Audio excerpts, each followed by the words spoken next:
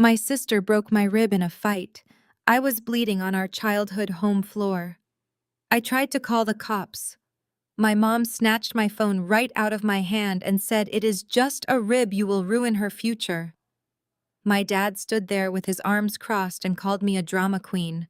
They had absolutely no idea what I would do next. Before I share how I dismantled their entire fake empire piece by piece, let me know where you are watching from in the comments below.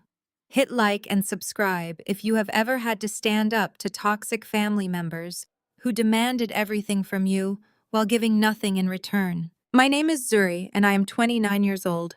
I work as a forensic accountant for an international auditing firm. Growing up in the affluent neighborhood of Buckhead in Atlanta, Georgia, my life was supposed to look like a magazine spread.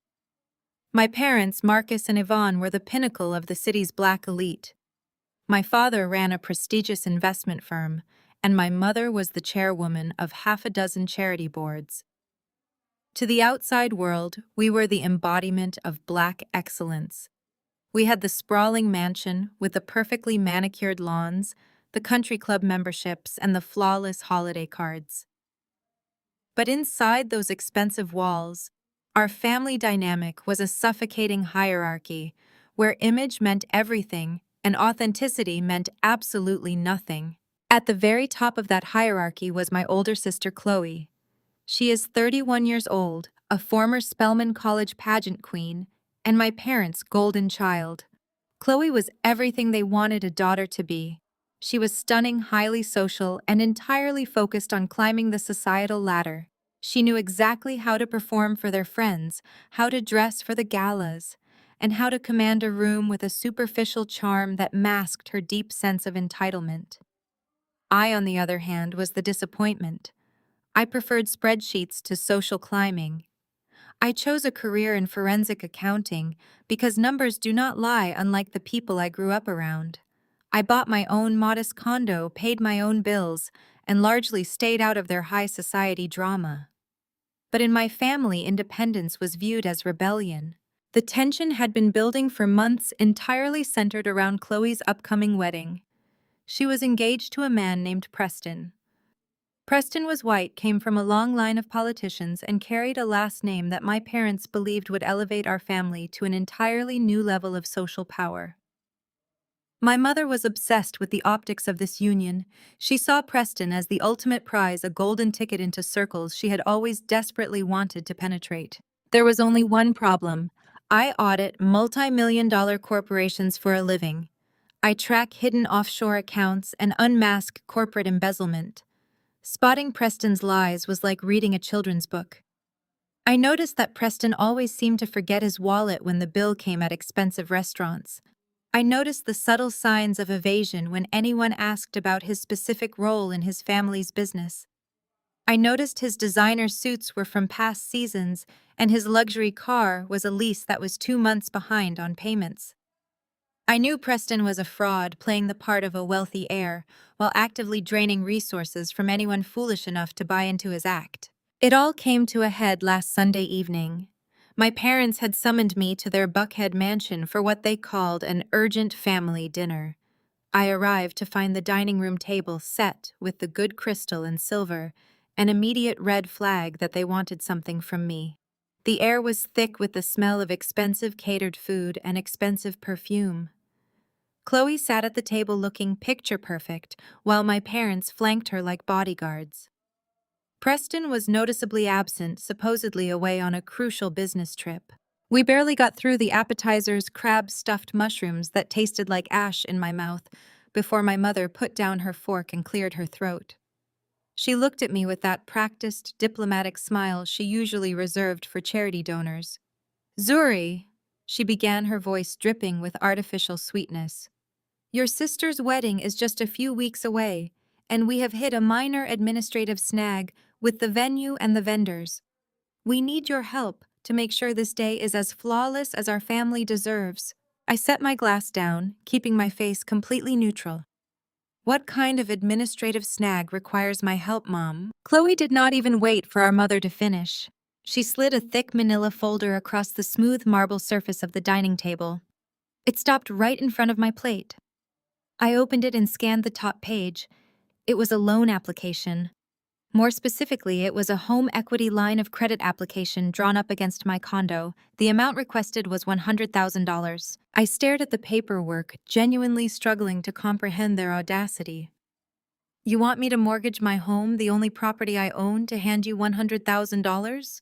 I asked, my voice dangerously calm. My father, who usually let my mother handle the emotional manipulation, decided to play the voice of reason. He adjusted his expensive silk tie and looked at me with deep, calculated disappointment. Zuri, he said, lowering his voice to that calm, steady tone he used when negotiating corporate mergers. We are not asking you to give away your money. We are asking you to facilitate a bridge loan. You understand bridge loans. You work in finance. By refusing this, you are not just saying no to your sister. You are actively choosing to humiliate this family in front of Atlanta's most elite circles. Do you have any idea what it will look like if we have to downsize the wedding venue at the last minute? The gossip will be relentless. Our reputation will take a hit that we cannot afford right now. I stared at him, feeling a wave of absolute disgust. You care more about what your country club friends think than you care about my financial security, I stated. You want me to risk foreclosure so you can impress people who do not even really like you. My mother gasped, placing a hand over her pearl necklace. How dare you speak to your father that way, she snapped. You are just jealous. You have always been jealous of your sister. Chloe is marrying into a legacy, a real legacy. You are trying to sabotage her out of pure spite because you are nearly 30 and completely alone.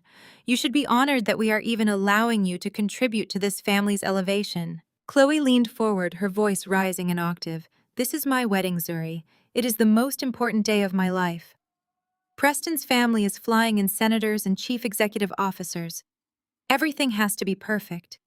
You cannot just sit there in your little apartment and refuse to help your own flesh and blood. I am not going into massive debt to fund a party, I replied, maintaining my composure. And I am certainly not leveraging my home based on a non-existent blind trust. Preston is lying to you, Chloe. He does not have the money. If his family is so powerful, why are they not covering these costs? Why is a supposedly wealthy heir relying on his future sister-in-law to take out a second mortgage just to pay for some flowers and rental cars? I leaned forward and looked directly at my mother. Honored to be a piggy bank for a con artist, I do not think so. If you want to throw away your money on this charade, that is your choice. But my finances are off limits. I work too hard for everything I have to let you all burn it to the ground for a single night of showing off. Chloe stood up so fast her chair screeched against the hardwood floor. Her face was contorted with genuine rage. Her hands were shaking as she gripped the edge of the table. You selfish, ungrateful little brat, she hissed. You have always ruined everything. You do not care about this family. You do not care about anyone but your boring, pathetic self. I need that money, Zuri. I already signed the contracts assuming you would do exactly what you were told for once in your miserable life. You assumed wrong, I said, standing up to face her. I am not signing anything. The wedding is your problem, not mine. I turned to grab my purse from the back of my chair, fully intending to walk right out the front door and leave them to their financial mess. I thought the conversation was over.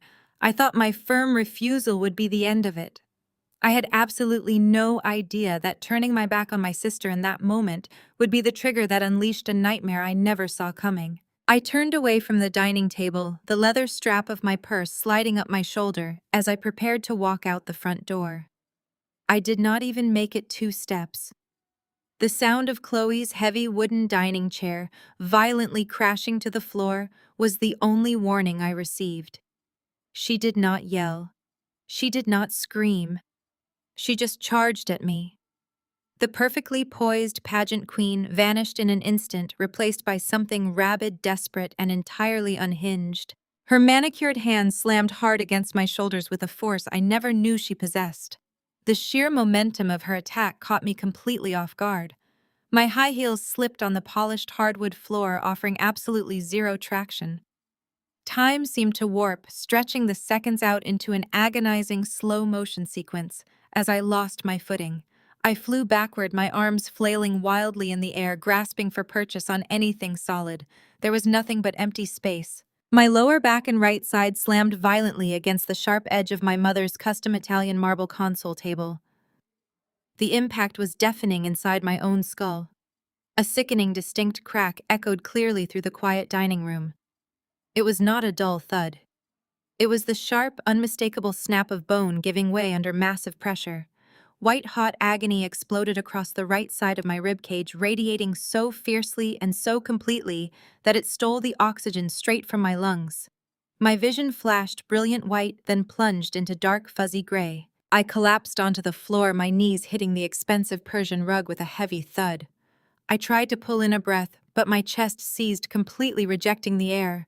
The broken rib grated against my internal tissue. A wet, ragged cough ripped through my throat, completely involuntary. I tasted metal immediately. I raised a trembling hand to my mouth, wiped my lips, and pulled my hand away. Bright red blood smeared across my fingers. I was bleeding internally. The panic hit me then, a primal cold survival instinct cutting through the blinding haze of physical agony. I was hurt badly. I needed an ambulance. My purse had spilled open next to me when I fell. I dug my trembling, blood-stained fingers into the spilled contents, blindly pushing aside my wallet and keys until my hand closed around the cold metal of my phone. My vision blurred as I swiped the screen. I tapped 9, then 1 again. The phone dialed. I heard the faint ring, then the operator's crisp voice asking for my emergency. I opened my mouth to speak, to beg for help, but another wet cough tore through me, bringing up more blood that spilled onto my chin. A shadow fell over me, completely blocking the harsh light of the chandelier. It was not a shadow of comfort or aid. My mother Yvonne, wearing a $5,000 silk dress, loomed above my broken body. She did not kneel to check my pulse. She did not ask if I was alive or dying. Her eyes were wide with a frantic, animalistic panic, but that panic was entirely focused on the glowing screen of my phone. She lunged forward, her sharp acrylic nails digging viciously into my wrist as she snatched the device right out of my hand. She pressed the end call button with a force that nearly cracked the glass screen. "Have you lost your mind?" Yvonne hissed. Her voice vibrated with a toxic intensity that filled the suffocating space of the room. She stood over me, clutching my phone against her chest like a weapon, her face contorted in absolute fury. "Do you have any idea what you are doing right now?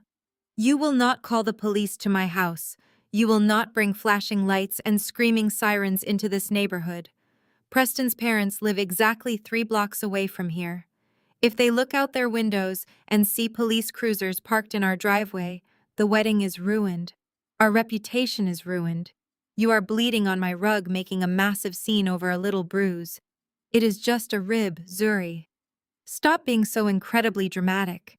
You are going to destroy your sister's future just because you are throwing a selfish tantrum." I gasped for air, the room spinning around me. I looked up at Chloe. She was standing a few feet away, smoothing down the front of her designer dress, breathing heavily from the exertion of the attack. There was not a single ounce of remorse on her face. She looked at the blood dripping from my chin. She looked at the way I was desperately clutching my side, and she actually smirked. A tiny, triumphant, sickening smirk. She had physically assaulted me, broken a piece of my skeleton, and she was entirely confident that she would face absolutely zero consequences. In this house, in this twisted family dynamic, she was completely untouchable. I shifted my gaze to my father, desperate for a shred of sanity. The patriarch of the family, the man who was supposed to protect his children from harm. Marcus had not moved a single inch since the assault began. He stood at the head of the table, his arms tightly crossed over his chest, his expression carved from cold stone. He was looking at me not as a wounded daughter, but as a severe liability. He looked at me with the exact same business-like disgust he used when examining a failing corporate asset. "Get up off the floor, Zuri," my father ordered. His voice was completely devoid of warmth, empathy, or concern. It was flat and commanding. "You are behaving like an infant. You deliberately provoked your sister. You flatly refused to support your own family when we needed you, and now you are playing the victim on the floor to get attention." calling the authorities on your own flesh and blood. You are nothing but a worthless troublemaker. You are a parasite trying to drag this family down to your level of mediocrity. You have always been a liability to us. If you want to act like a liability, you can leave right now. But you will not do it in the back of an ambulance or a police car. You will get up, you will walk out that front door quietly, and you will not say a single word about this incident to anyone. The air in the room felt incredibly thick, entirely unbreathable. I was suffocating on the floor of a multi-million-dollar mansion surrounded by people who shared my exact DNA, but lacked even the most basic human empathy. The physical pain was excruciating. Every slight intake of breath felt like a jagged, rusty knife dragging across my lungs. But the emotional betrayal was absolute and final. It was a cold, clinical execution of my place in this family. They were a united front of toxicity. They were perfectly willing to let me choke on my own blood as long as it kept their pristine social image completely intact.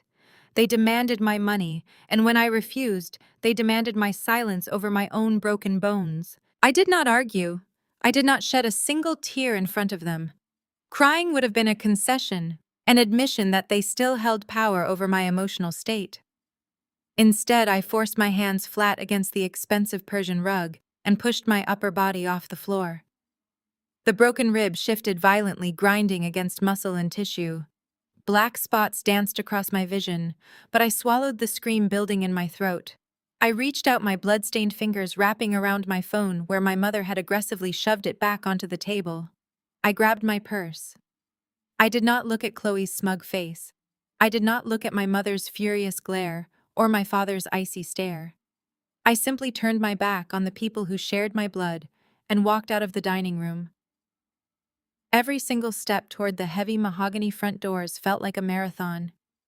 I pulled the handle, stepped out into the humid Atlanta night, and let the door click shut behind me, sealing them inside their fake, flawless kingdom. Getting into my sedan was an exercise in pure torture.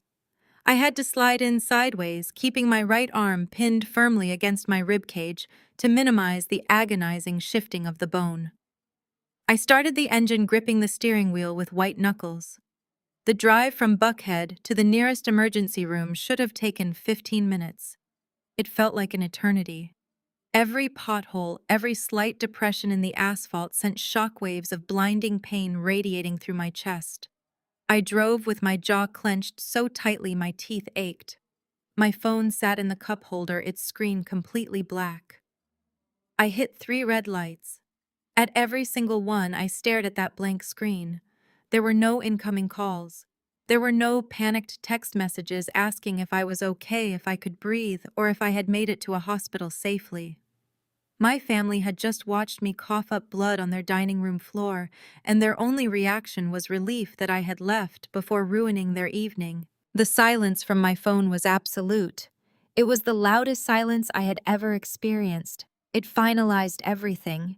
The last fragile string tethering me to any delusion of family loyalty completely snapped. By the time I pulled into the brightly lit emergency room parking lot, the physical agony was entirely eclipsed by a cold, calculating rage. The automatic sliding doors of the emergency room parted, hitting me with a blast of sterile, freezing air. The lobby was chaotic, filled with the usual late-night hum of sickness and distress. I bypassed the waiting area and walked straight to the triage reception desk, my right hand still pressing hard against my broken side. A middle-aged receptionist with tired eyes looked up from her computer monitor. "I need an X-ray and a doctor," I managed to say, my voice sounding raspy and weak. "I have a broken rib, and I am coughing up blood." Her professional demeanor instantly sharpened. She grabbed a clipboard and a plastic wristband. She asked for my driver's license and my health insurance card. I fumbled with my purse with my left hand, pulling out my wallet and sliding the cards across the high counter. I leaned heavily against the desk, focusing on taking shallow, controlled breaths while she typed my information into the hospital's billing system. I closed my eyes, preparing myself for the inevitable questions about how the injury happened. I was already crafting the lie. I fell down a flight of stairs. I tripped over a coffee table. I was protecting their image even now out of sheer habit. But the questions never came. Instead, the rapid clicking of the receptionist's keyboard suddenly stopped. I opened my eyes. She was staring at her computer screen with a deep frown creasing her forehead. She hit a few more keys, shook her head, and looked up at me with a mixture of confusion and pity.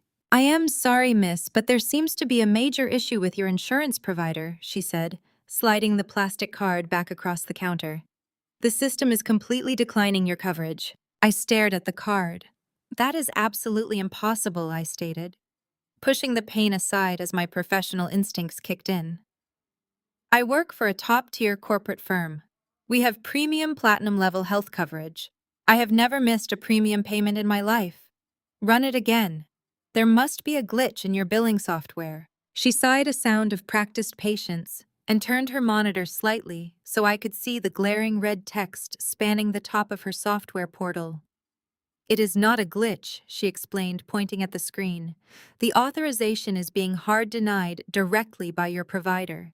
It says your policy has been temporarily suspended due to severely exceeding your lifetime maximum limits for elective cosmetic procedures." The words did not make sense. I read the red text again. Elective cosmetic procedures. I looked at the receptionist, my brain struggling to process the information through the haze of physical pain. "I have never had a cosmetic procedure in my life," I told her, my voice dropping to a harsh whisper. "I have never even had braces." "What exactly does the file claim I had done?" The receptionist clicked a mouse button, bringing up a detailed ledger. She adjusted her glasses and read down the list. "According to this itemized claim history over the past 4 months, you have authorized and undergone a rhinoplasty, bilateral cheek contouring, a full chin reconstruction, and extensive facial liposuction. The total billed to your insurance provider currently sits at over $80,000. They are flagging your account for potential fraud because these procedures were coded as medically necessary reconstructive surgeries, but the audits are showing they were entirely elective cosmetic enhancements. Your account is completely frozen until the investigation is resolved." The sterile smell of the hospital vanished. The throbbing pain in my rib faded into the background. A different kind of shock, one entirely rooted in my profession as a forensic accountant, hit my system like a freight train. 4 months ago. That was exactly when Chloe had announced her sudden engagement to Preston. That was exactly when she started going to endless bridal spa retreats. I thought back to the family dinner I had just left. I thought about Chloe's impossibly flawless face, a face that had subtly changed over the last few months. A sharper jawline, a narrower nose, the complete erasure of the distinct ethnic features she had always secretly complained about. Features she desperately wanted to eliminate before marrying into a wealthy white political family. She had not just wanted a bridge loan for a wedding venue, she had stolen my identity. She had taken my insurance information, forged my signature, and completely drained my medical coverage to finance her surgical transformation into the perfect society bride. My own sister had literally stolen my face on paper. I stood at the reception desk, tasting blood in my mouth, gripping the counter so hard my fingernails turned white. The broken rib was nothing compared to this. The physical assault was just a distraction. This was calculated, documented financial fraud. My family had not just abandoned me to suffer physically, they had actively gutted my financial identity. I looked at the receptionist who was waiting for my response. I slowly reached out, took my insurance card, and slid it back into my wallet. "I will pay out of pocket tonight," I said, my voice echoing with a cold, terrifying clarity. "Bill my personal credit card. Just patch me up. I have a lot of work to do tomorrow." The harsh fluorescent lights of the emergency room treatment cubicle buzzed overhead with a sterile, relentless hum. The attending physician had just finished tightly securing a heavy compression binder around my torso, handing me a prescription slip for highly addictive narcotics. I took the paper, folded it precisely in half, and tossed it directly into the biohazard bin. I refused to swallow anything that would dull my senses. I needed my mind to be a razor. The physical agony radiating from my broken rib was a necessary anchor, a sharp, constant reminder of exactly what I was dealing with. I shifted my weight on the stiff, crinkling paper of the hospital bed, propped my back against the rigid plastic headboard, and unlocked my phone. The bright synthetic glare of the screen illuminated my face in the dim cubicle, casting harsh shadows across my cheekbones and highlighting the dried blood I had hastily wiped from my chin. I ignored the throbbing in my chest.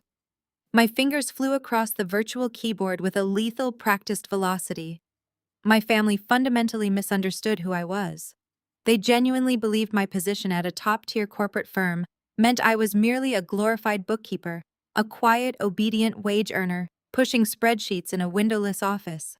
They had absolutely no idea that I was a senior forensic fraud investigator. My entire professional existence was built on dismantling sophisticated white-collar syndicates, tracing highly obfuscated funds through complex international shell companies, and exposing elaborate corporate cons. Unraveling a clumsy, desperate identity theft orchestrated by a vain pageant queen was not just simple, it was fundamentally insulting to my intelligence. I bypassed the standard patient dashboard on my insurance provider's mobile application and utilized a backdoor access portal I frequently used during corporate audits. Within exactly 3 minutes, I had breached the primary database and pulled the complete itemized claims terminal for my account. I simultaneously opened a secure browser window, accessing my comprehensive credit report through a specialized financial monitoring service I maintained for high-security clients. The digital paper trail Chloe had left behind was breathtakingly arrogant. She had not even attempted to implement basic operational security. She had simply relied on my family's golden rule. Zuri never looks closely.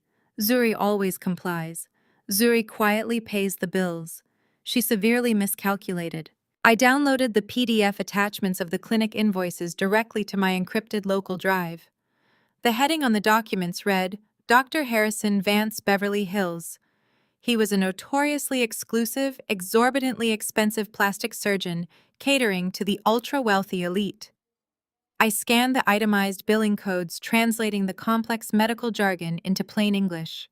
The story these codes told was a sickening narrative of absolute self-hatred and desperate toxic vanity. Chloe had authorized and undergone an aggressive alar base reduction to narrow her nose, bilateral mandibular contouring to shave down her jawline, an extensive blepharoplasty to alter the shape of her eyes, and highly invasive facial liposuction. These were not standard cosmetic touch-ups.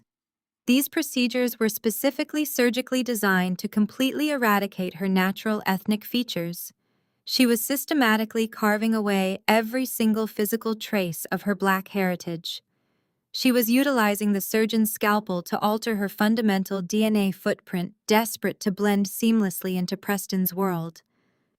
The Preston family was an old-money, exclusively white political dynasty with deeply rooted, quietly enforced prejudices.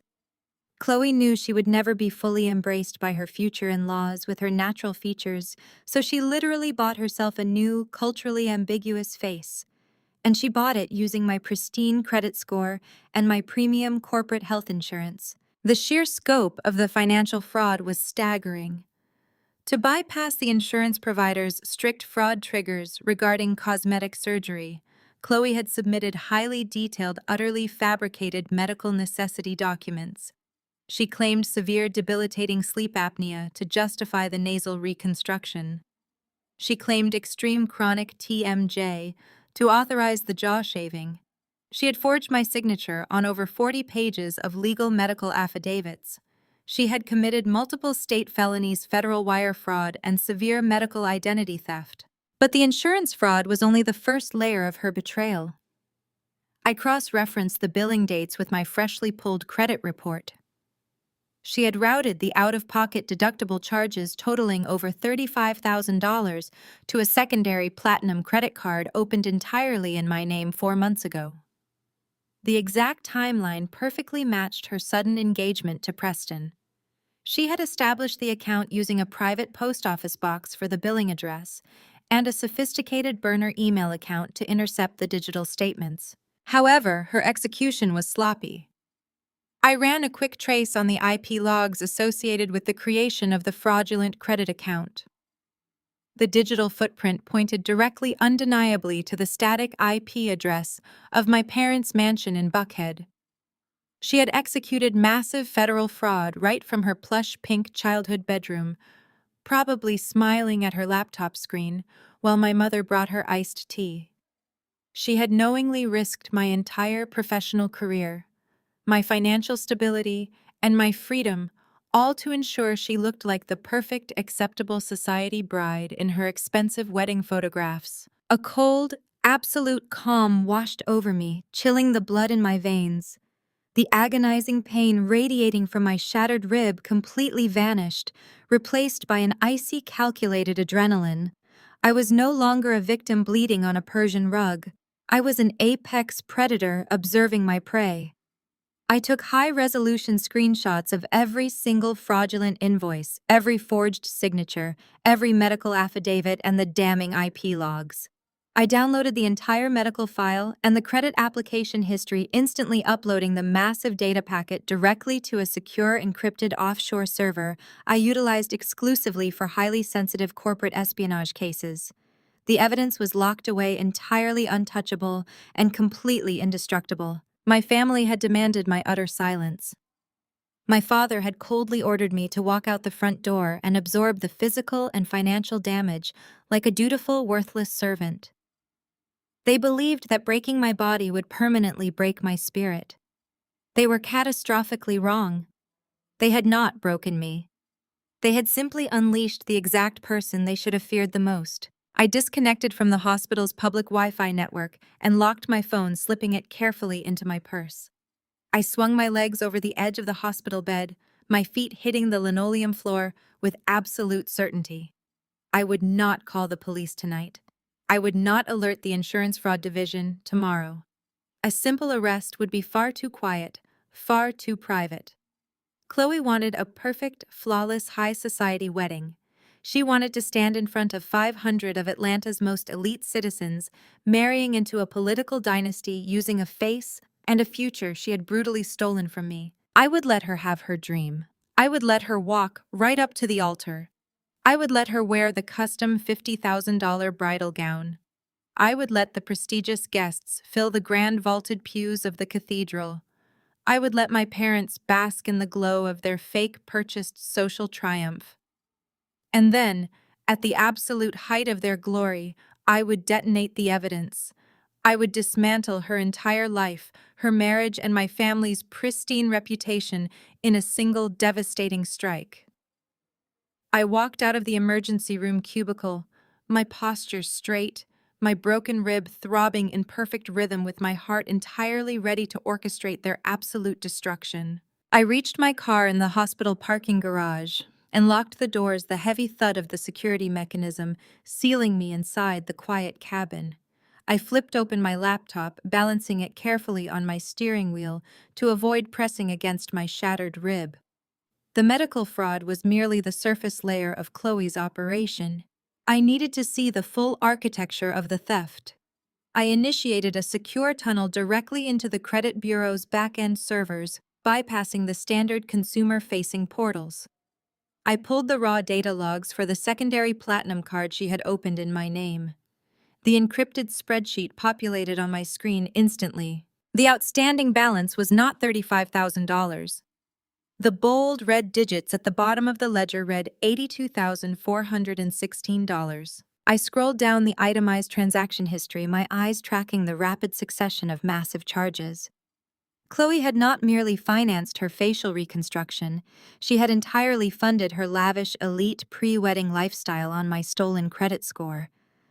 I traced a $10,000 charge to a boutique event planner for an exclusive engagement gala.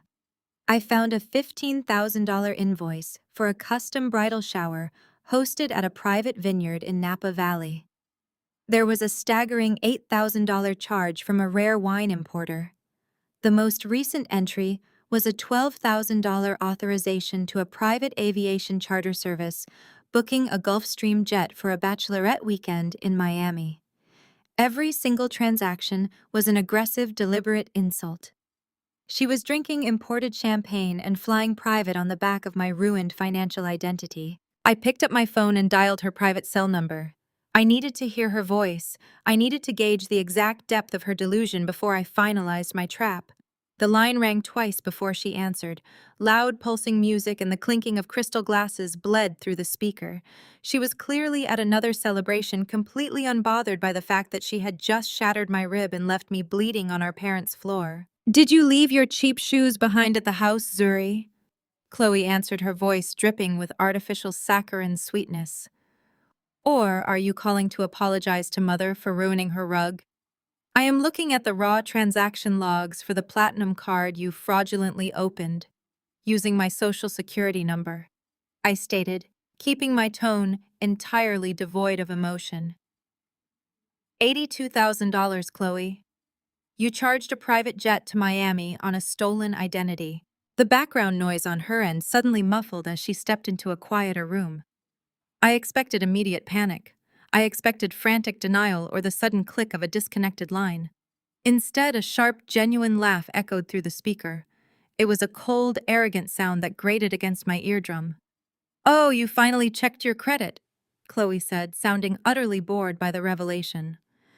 "I was wondering how long it would take you to pull your obsessive little spreadsheets." "You committed federal wire fraud and aggressive identity theft," I countered, maintaining my clinical tone. "You forged my signature on medical affidavits and credit applications. Those are severe state and federal felonies, carrying mandatory minimum prison sentences." She laughed again. "Are you honestly threatening me right now? Are you actually sitting in your cheap car, nursing a bruised rib, thinking you hold a single ounce of power here?" "I have the digital IP logs." I pushed, needing her to lay her cards on the table. "The credit applications were explicitly filed from your bedroom IP address in Buckhead. I have the geotracking data." "Go ahead," Chloe sneered, her voice dropping into a vicious, triumphant hiss. "Call the police, Zuri. Call the FBI. Call anyone you want. Do you really think I executed this without covering my tracks? Do you honestly believe I would risk marrying into the Preston family without absolute ironclad insurance?" I remained silent, letting her arrogance drive the conversation forward. "Mother and father know everything," Chloe stated flatly. The words hit me with the force of a physical blow. The betrayal deepened, expanding from a singular attack into a massive orchestrated conspiracy. "They helped me set it up," she continued, relishing the silence on my end.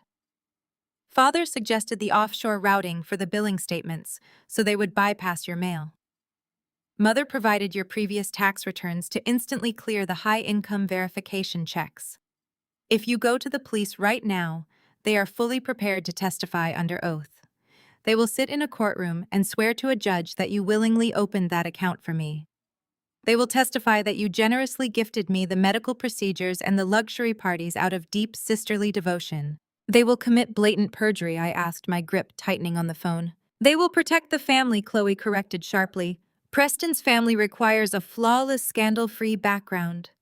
If a fraud investigation breaks out, the wedding is instantly canceled. The Preston dynasty will drop me in a second.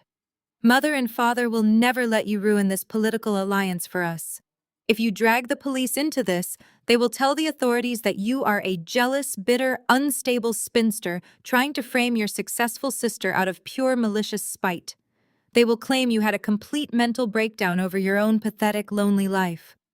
Who do you think a judge will actually believe, a highly prominent bank executive and a beloved socialite, or a miserable bleeding auditor who just threw a violent tantrum in their dining room?" The net was tightly woven. The trap was executed with terrifying precision. They genuinely believed they had me completely cornered. If I fought back through standard legal channels right now, it would devolve into a messy, drawn-out battle against wealthy parents who could afford endless aggressive litigation. They would tie me up in civil court for years, systematically destroying my professional reputation and my mental health in the process. They had weaponized their social standing to effectively neutralize the law. "You owe me this," Chloe continued, misinterpreting my silence as total defeat. "You have always been a massive embarrassment to this family. The absolute least you can do is finance my transition into the Preston dynasty. Think of it as a mandatory parting gift. Pay the minimum balances until after the wedding. Do not make a scene. If you stay quiet and absorb the debt, Maybe I will have father throw you a bone next year.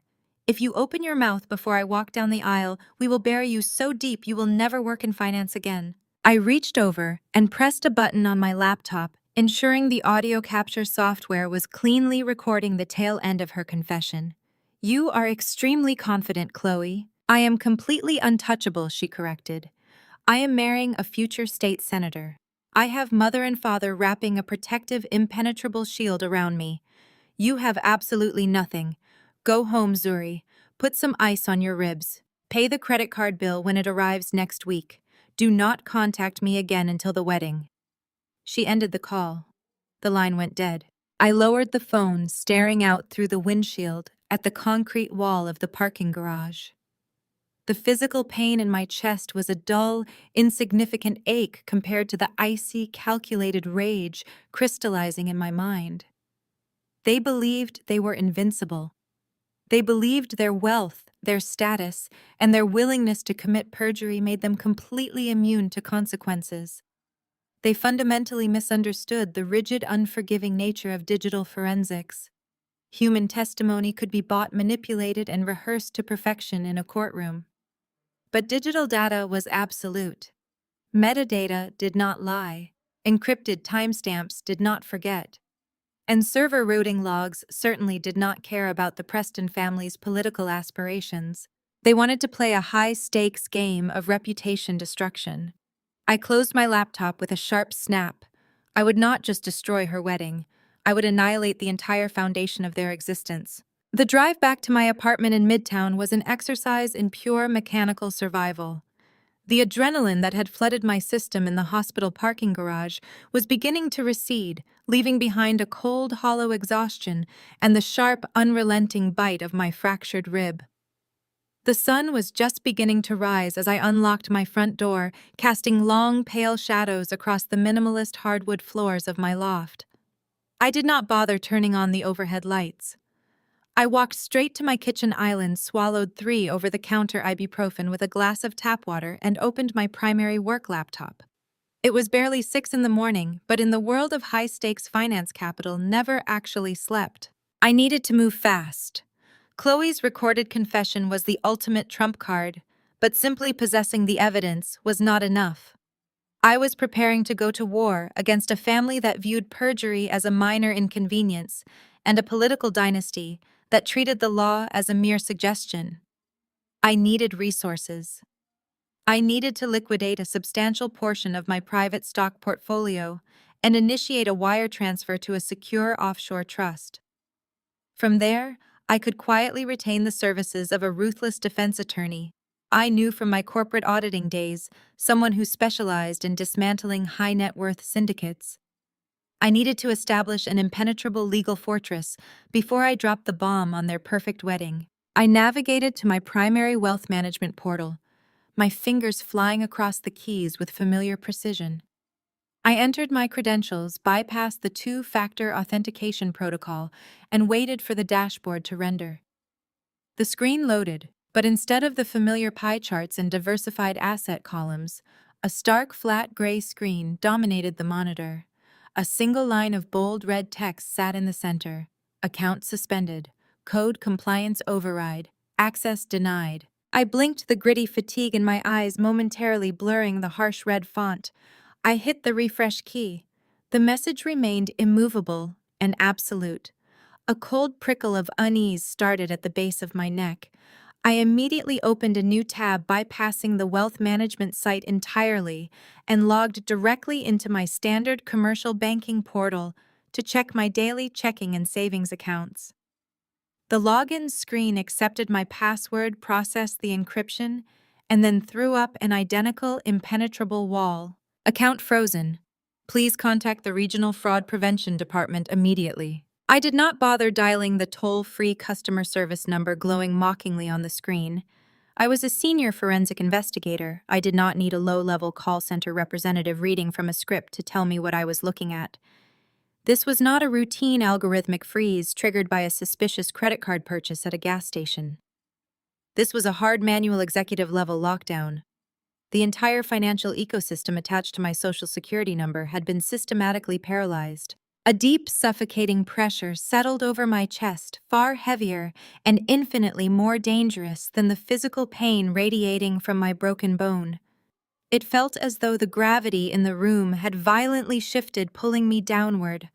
The very walls of my apartment seemed to tilt inward, casting a long, dark shadow over me.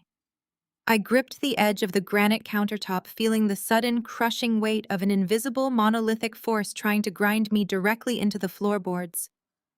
I was looking up at a towering wave of institutional power that was preparing to drown me.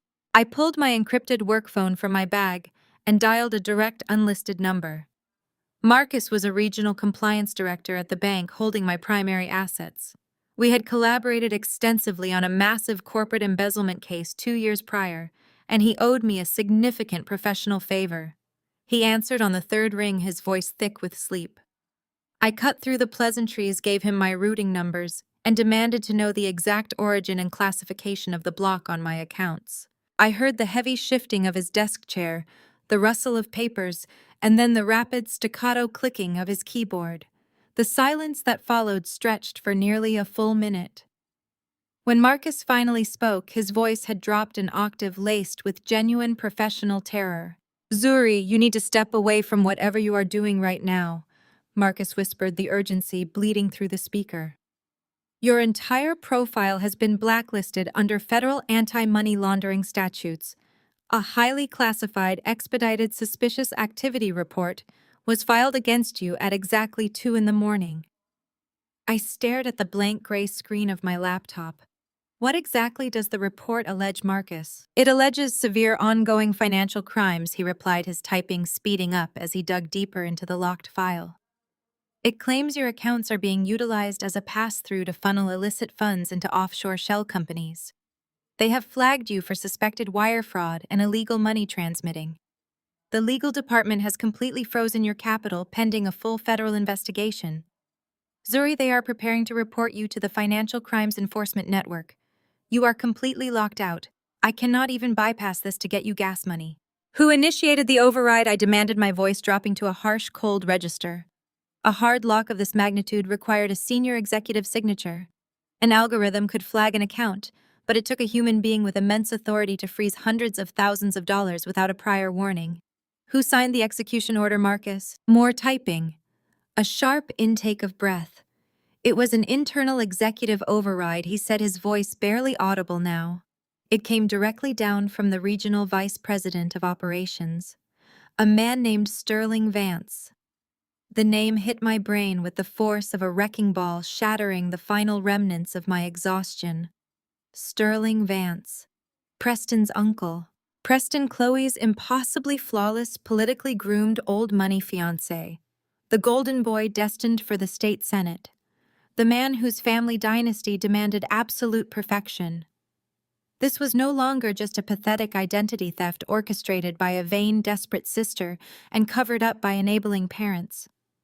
The conspiracy was vastly larger and infinitely more dangerous than I had initially calculated. Preston was not a passive, ignorant bystander in Chloe's surgical transformation. He knew. He absolutely knew what Chloe had done, and he knew exactly what I did for a living. The sheer breathtaking ruthlessness of the maneuver crystallized in my mind. They had realized that Chloe's arrogant threats and my parents' willingness to commit perjury might not be enough to keep me silent. They knew I was a forensic specialist. They knew I had the capacity to trace the funds and prove the fraud. So Preston had stepped out of the shadows. He had reached out to his uncle, utilizing his family's vast, deeply corrupt network of institutional influence to financially decapitate me. They had weaponized the banking sector against me, falsely accusing me of the exact type of financial crimes I spent my life investigating. By officially flagging my accounts for illegal transfers, Preston had completely severed my access to my own capital. The strategy was brutally effective. They were intentionally starving me out. They wanted me destitute, panicked, and utterly powerless. Without access to my funds, I could not hire a high-powered defense attorney. I could not pay a private investigator to pull the medical records. I could not even afford the filing fees to initiate a civil lawsuit. I was entirely trapped, financially paralyzed, and legally compromised. If I walked into a police precinct right now, clutching my downloaded spreadsheets and claiming my sister stole my identity, the detectives would inevitably run a background check. They would instantly see a massive active federal investigation into my own accounts for severe money laundering. My credibility would be vaporized. I would look exactly like the bitter, unstable, criminally desperate spinster my parents were actively preparing to describe to a judge. I would be arrested for the very crimes Preston had framed me for. Preston was utilizing his family's elite hairy hands to reach into my life and choke the breath out of me, ensuring his bride's reputation remained spotless and his political future remained unblemished. The sheer suffocating pressure of their wealth and influence was designed to make me feel tiny, insignificant, and utterly defeated. They wanted me to look up at the towering edifice of their power and surrender. I thanked Marcus and ended the call. The silence in the loft was absolute. I stood up from the kitchen island, the sudden movement sending a blinding, jagged spike of agony through my fractured rib. I closed my eyes and breathed through it. I did not compartmentalize the pain, I welcomed it.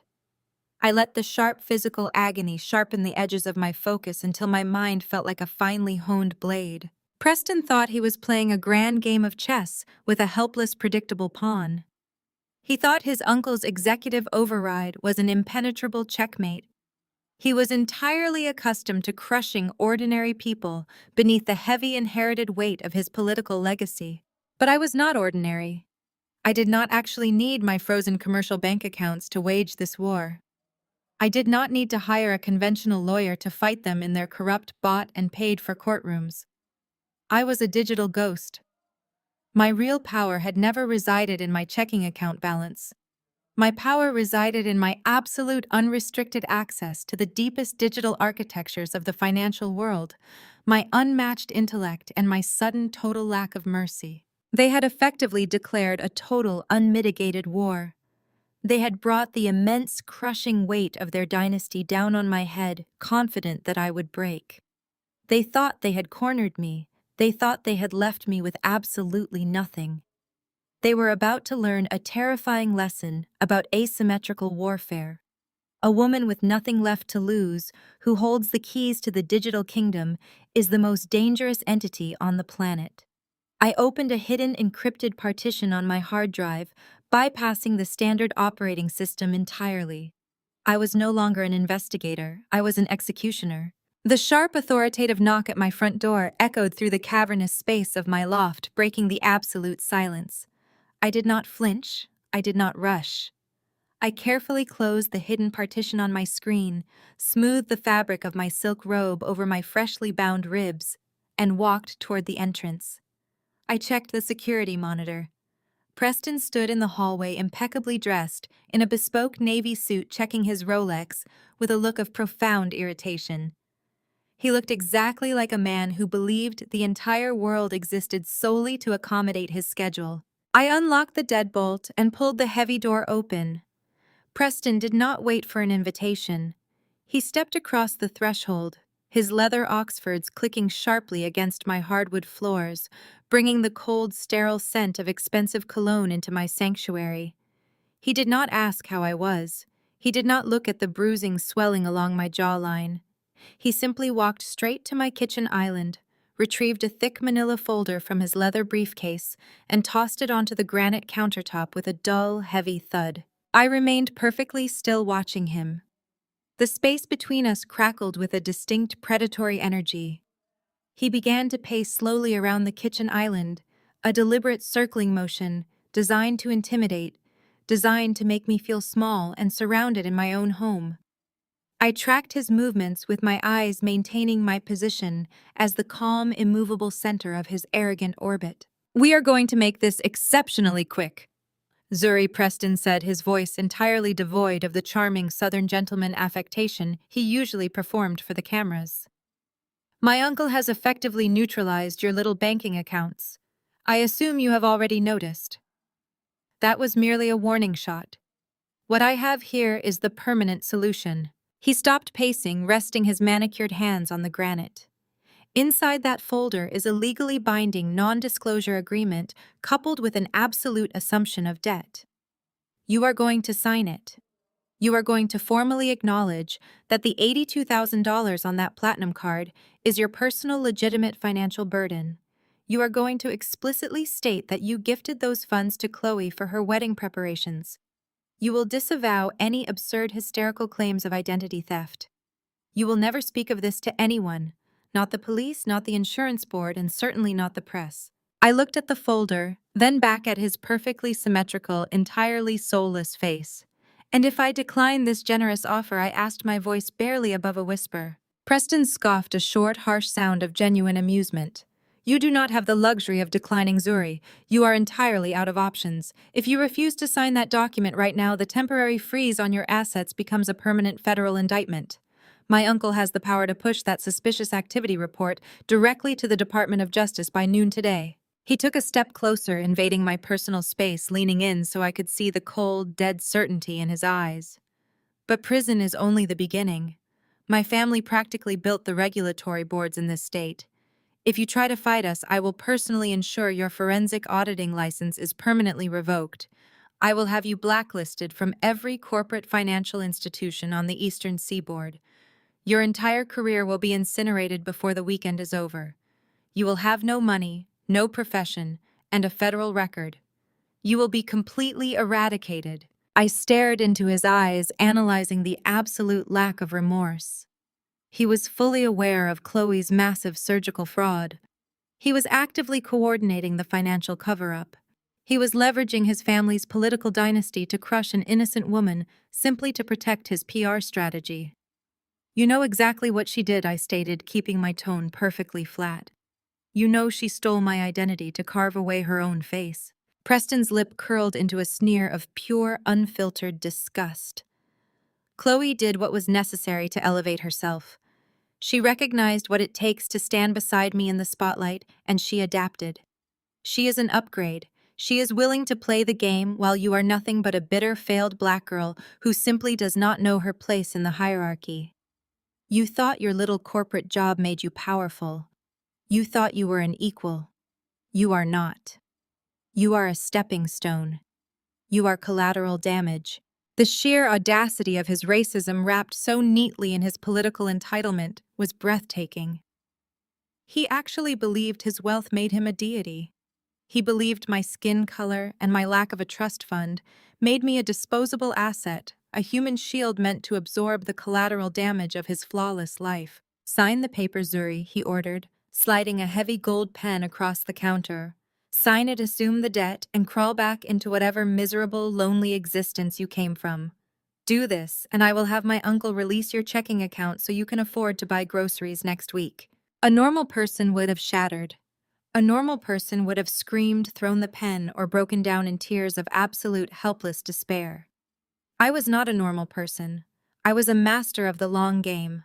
I understood exactly how to handle a man who possessed unlimited power but absolutely zero strategic vision. If I fought him now, he would remain on high alert. If I threw him out, his family's defensive perimeter would instantly tighten. But if I capitulated, if I gave him exactly what his massive, fragile ego demanded, he would lower his guard completely.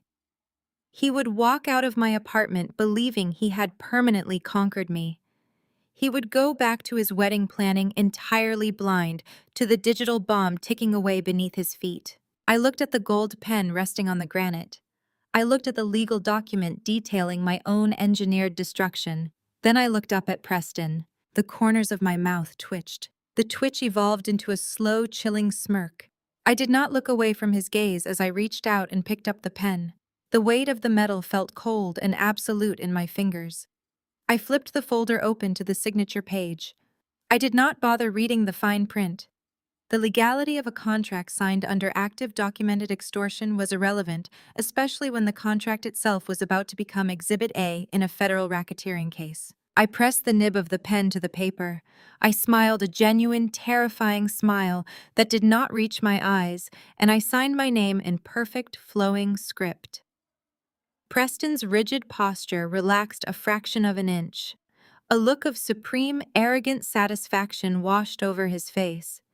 He reached out, snatching the folder off the counter and slipping it securely back into his leather briefcase. "That is exactly what I thought," he said, his voice returning to its smooth, polished cadence. "A smart girl always knows when she has been beaten. Do not forget your place again, Zuri. We will see you at the wedding." He turned his back on me and walked out of the loft, the heavy door clicking shut behind him. He left believing he had secured his future. He left believing he had buried me alive. I stood in the silence of my kitchen, the phantom pressure of his arrogance still lingering in the air. My smile widened, turning feral. He had just handed me the missing piece of the puzzle. By actively participating in the extortion, by personally threatening my licenses, and utilizing his uncle's banking authority, Preston had legally elevated Chloe's sloppy identity theft into a massive multi-tiered federal conspiracy. He had just tied his pristine political dynasty directly to the sinking ship of my sister's fraud. I turned back to my laptop, the pain in my ribs entirely forgotten. I opened the encrypted offshore server terminal. It was time to stop playing defense. It was time to start dismantling their kingdom brick by arrogant brick. I began compiling the final data packets. The wedding was exactly 3 weeks away, and I had a masterpiece to construct. The ink on Preston's extortionate non-disclosure agreement was not even dry before I initiated the first targeted breach protocol. He had walked out of my loft believing that a simple signature on a piece of paper had secured his flawless future. He fundamentally failed to comprehend that in my world, paper was entirely obsolete. The digital realm was the only jurisdiction that mattered, and in that arena, I was the absolute authority. I did not feel fear. I did not feel the throbbing in my chest. I felt only the cold, unyielding momentum of a predator closing in on a terminal strike. I pulled up the primary command terminal on my offshore server. Preston had made a catastrophic tactical error by leveraging his uncle's position at the bank to freeze my assets. By utilizing that specific institutional channel, he had unwittingly handed me the exact routing matrix I needed to infiltrate their private financial network. He thought the bank was his personal fortress. I was about to turn it into his digital tomb. I bypassed the bank's external firewalls using a heavily encrypted backdoor I had established during a previous corporate audit of their security infrastructure. The system did not even register a blip. I slipped through the back-end servers like a ghost, moving smoothly past the automated compliance algorithms and directly into the executive-tier databases. I isolated the administrative footprint of Sterling Vance, Regional Vice President of Operations. From there, it took exactly 4 minutes of brute force decryption to access his personal authorization logs. If Preston possessed the sheer arrogance to weaponize a federal banking institution against an innocent woman, his own financial hygiene was likely atrocious. Men born into generational wealth rarely bother covering their tracks. They simply rely on their names to act as a deterrent. I targeted Preston's personal accounts, his campaign finance ledgers, and the sprawling network of family trusts anchored to his social security number. The data flooded my screens, a cascading waterfall of green text against a stark black background. I initiated a specialized forensic tracing script, commanding the software to map every incoming and outgoing wire transfer, exceeding $10,000 over the past 36 months. I leaned forward, my eyes tracking the data packets as they visualized into a complex, sprawling web of financial transactions. Money, unlike people, possesses no loyalty. It does not lie to protect a political dynasty. It does not care about high society weddings or perfectly manicured public images. Money leaves an indelible, indisputable trail, and I was the best tracker in the industry. Within 20 minutes, the pristine facade of Preston's perfect life began to aggressively unravel. The sheer scale of what I was looking at made Chloe's $80,000 cosmetic fraud look like petty shoplifting. Preston was currently running a highly publicized campaign for the state Senate, positioning himself as a champion of traditional family values and fiscal responsibility. His public financial disclosures claimed his campaign was funded by a massive grassroots network of small dollar donors and clean corporate sponsorships. The raw Swift network logs told a terrifyingly different story. I traced a series of massive staggered wire transfers originating from a heavily obfuscated holding company incorporated in the Cayman Islands. The funds were not moving through standard channels.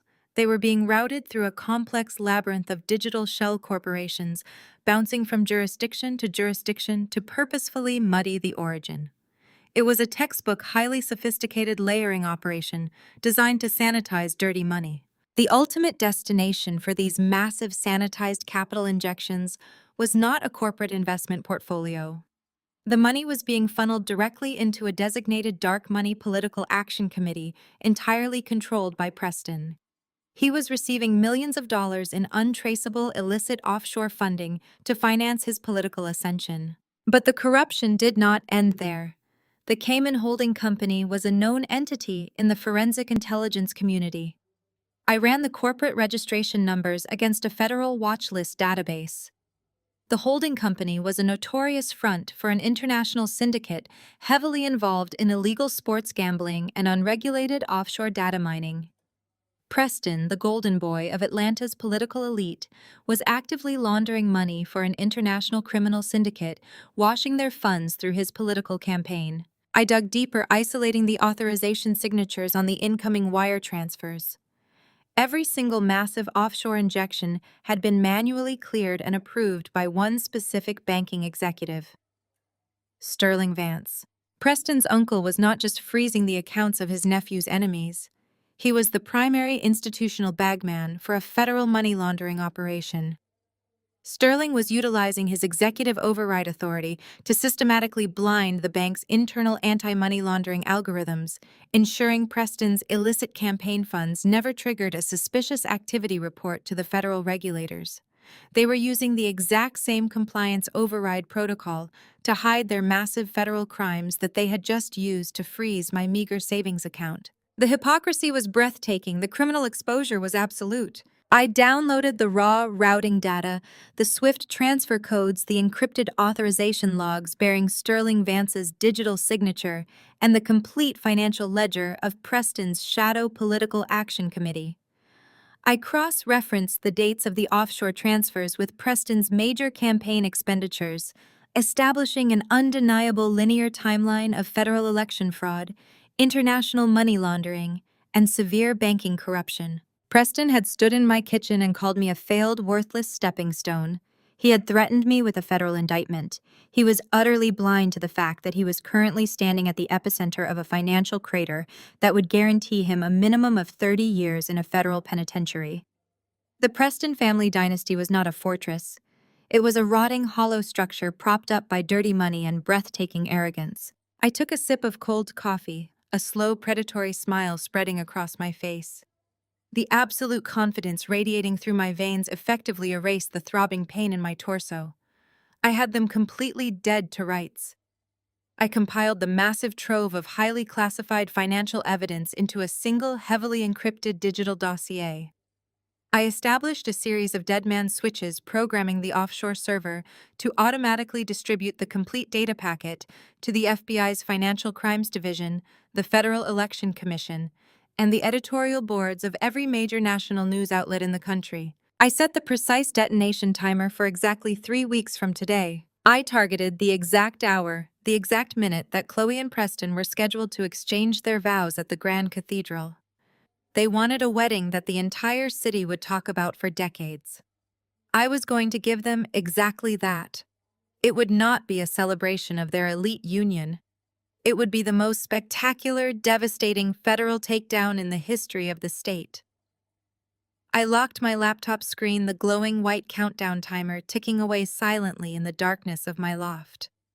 I finally had everything I needed. All I had to do now was smile by address and wait for the music to start. I stared at the ticking countdown for only a moment before my fingers returned to the keyboard.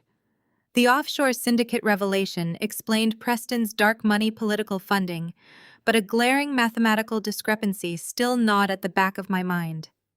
A syndicate laundering money through a political action committee required absolute discretion. They would never allow their clean-washed funds to be siphoned off for something as trivial and highly visible as a society wedding. That money was strictly ring-fenced for buying political influence. So how was a man who relied on illegal offshore funding to run a state Senate campaign simultaneously affording a multi-million-dollar extravagant lifestyle? I initiated a secondary trace, ripping my focus away from the international shell companies and driving it directly into the domestic financial architecture of the Preston family. I wanted to see the bedrock of the legendary dynasty that my parents practically worshipped. I bypassed the standard credit reporting bureaus and went straight into the back end of the legacy trust management systems. The data returned in a rapid, unforgiving cascade, stripping away a century of carefully manicured aristocratic propaganda in mere seconds. The mighty Preston family was entirely destitute. I traced the historical ledgers, watching the generational wealth evaporate before my eyes. Their historic estates were leveraged to the absolute limit, burdened by overlapping high-interest mezzanine loans. The family trust funds had been systematically drained decades ago by a combination of catastrophic market wagers and a deeply entrenched multi-generational gambling addiction. Preston was not a billionaire heir. He was a highly decorated, politically groomed parasite. His bespoke Navy suits, his luxury vehicles, his exclusive country club memberships were all financed by a desperate, precarious house of cards built on predatory loans and credit shuffling. He was a gold digger wearing a mask of white generational wealth, actively hunting for a host to bleed dry so he could maintain his grand illusion. That realization triggered an immediate, sickening question. If Preston was effectively bankrupt, and his uncle was only providing illegal political capital, who was actually financing the multi-million-dollar spectacle of this impending wedding? Chloe had stolen $82,000 from my credit line, but that covered only her superficial luxuries and vanity projects. A wedding of this magnitude, the cathedral rental, the hundreds of elite guests, the imported catering required massive liquid capital. I pivoted my forensic algorithm, redirecting the trace away from the Prestons and driving it straight into the financial heart of my own family.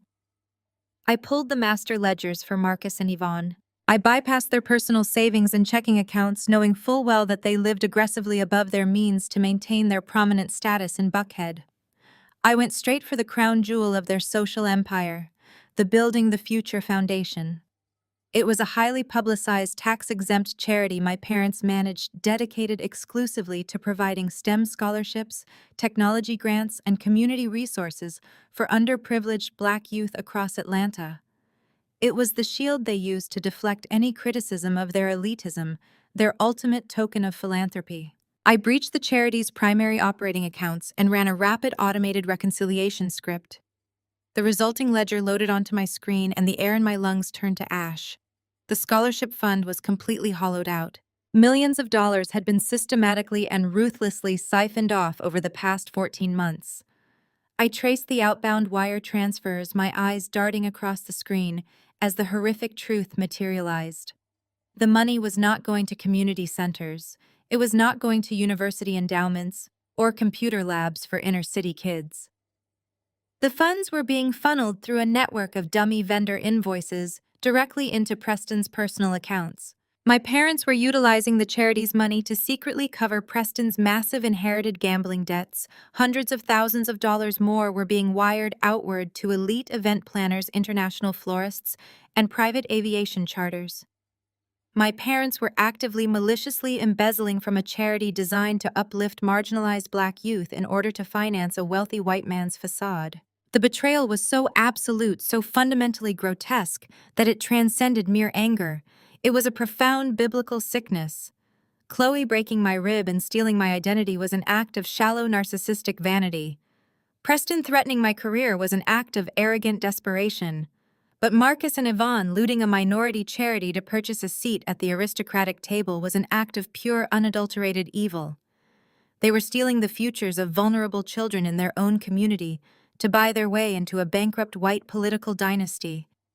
They were so utterly blinded by the perceived prestige of the Preston name, so desperately hungry for the validation that proximity to whiteness provided, that they were willing to commit massive federal fraud to secure the alliance. I sat back in my chair, the glow of the monitors casting harsh light across my face. They had sold their souls, their community, and their own daughter for a counterfeit crown. They actually believed that marrying Chloe off to a penniless white politician would somehow elevate their bloodline. They were financing their own subjugation, and they were making innocent children pay the price. I did not just add this new data to the encrypted dossier. I built an entirely new, highly volatile digital payload. I linked the charity's looted ledgers directly to Preston's gambling debts and the wedding vendor invoices. I created an undeniable, irrefutable map of the embezzlement, highlighting every forged signature and every diverted scholarship grant. I tied my parents' administrative credentials directly to the fraudulent transfers. When the dead man's switch triggered in 3 weeks, it would not just destroy Preston's political career and send his uncle to prison. It would utterly obliterate Marcus and Yvonne. They would be exposed not just as white-collar criminals, but as traitors to their own people. They would face federal prosecutors, furious donors, and a completely unforgiving public. The very community they had pretended to champion would tear them apart. I integrated the charity data into the master execution file, sealing the encryption with a complex cryptographic key. I shut down the server terminal, the heavy hum of the processor fading into silence. I finally stood up from the kitchen island. The dawn light was now pouring brightly through the large windows of my loft, illuminating the dust motes dancing in the cold air. The game board was fully set. Every single piece was locked into position, and my enemies had unknowingly constructed their own gallows. I walked into my bathroom, splashed cold water on my face, and carefully examined the dark, ugly bruising along my jawline and the rigid binding around my ribs. I had 3 weeks to heal. 3 weeks to play the exact part they demanded of me. I would be the quiet, defeated, humiliated sister. I would let them revel in their stolen money and their fake prestige. I would watch them walk down that cathedral aisle draped in the stolen futures of innocent children, entirely unaware that the ground beneath them had already ceased to exist. The next 14 days dissolved into a masterclass of calculated obedience. I paid the absolute minimum balance on the fraudulently opened platinum card, leaving a verifiable digital paper trail of my compliance. I ignored the sporadic, taunting text messages from Chloe, leaving them marked as read to signal my submission. I went to my corporate office, projecting the hollow, exhausted posture of a woman who had finally recognized the futility of fighting back. I let the silence hang heavy, feeding their delusion of absolute victory. Then, on a rainy Thursday evening, a private courier arrived at my building. The concierge buzzed him up, and I opened my door to receive a thick, oversized envelope made of heavy, textured black cardstock. It was sealed with gold wax, stamped with the crest of the Building the Future Foundation. I carried it to my kitchen island, sliding a silver letter opener beneath the flap. Inside rested an elaborate gilded invitation. The Foundation's annual charity gala was scheduled for the following Saturday at the Biltmore Hotel. But this was not just a fundraising event. According to the elegant cursive sprawling across the page, the gala would also serve as the official high society engagement celebration for Chloe and Preston. The sheer, unadulterated audacity of the gesture made me pause. Marcus and Yvonne were not merely looting a charity meant for marginalized children to pay for Preston's gambling debts. They were actively using the Foundation's flagship event as a publicly funded backdrop to celebrate the very union that was bankrupting it. They were forcing their donors to underwrite their social climbing under the guise of philanthropy. Tucked behind the heavy invitation was a smaller piece of cream-colored stationery. I recognized my mother's immaculate, sweeping handwriting immediately. There was no greeting. There was no warmth. It was a tactical directive disguised as maternal advice. "You are expected to arrive at 7 o'clock sharp," the note dictated. "You will wear something understated and appropriate. You will stand with the family during the opening reception. You will smile for the foundation photographers, and you will personally tell Preston's parents how thrilled you are for your sister. We have worked too hard to secure this alliance, and I will not allow your bitter jealousy to cast a shadow over Chloe's moment. If you decide to throw a tantrum, or if you dare to embarrass us with your absence, Preston has explicitly assured us that his uncle will execute the federal warrants on Monday morning. We will not hesitate to watch you go to prison for credit card theft. Do not test us, Zuri. Play your part and perhaps we will show you mercy after the wedding. I read the note a second time, the words ringing with a hollow, pathetic irony. They were attempting to blackmail me with a fabricated crime while standing waist-deep in a massive, verifiable federal embezzlement conspiracy. They needed me at that gala. They required the optics of a unified, supportive, successful black family to present to Preston's aristocratic white political donors. I was not a guest. I was a necessary prop, a human shield deployed to deflect any scrutiny from their precarious house of cards. They needed me to validate their illusion. I set the cream-colored note on the granite countertop. I did not feel the familiar suffocating sting of parental rejection. That emotional tether had been permanently severed the moment I discovered they were stealing from underprivileged children to buy a white politician's favor. I felt nothing but a cold, crystalline anticipation. They were inviting a bomb directly into their inner sanctum. I walked into my bedroom and opened my closet. My mother had demanded I wear something understated, something that would allow me to fade into the background while Chloe commanded the spotlight. I had absolutely no intention of fading.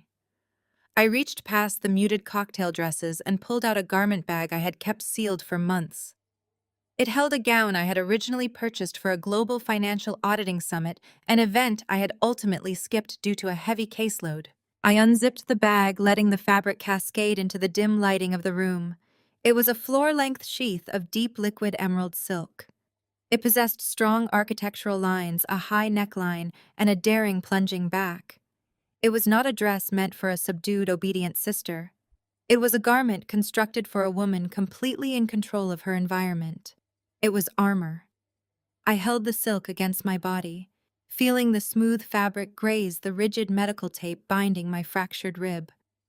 The physical pain was still there, a dull ache with every deep breath. But it had become a source of focus rather than a hindrance. With my wardrobe selected, I turned my attention back to the true arsenal.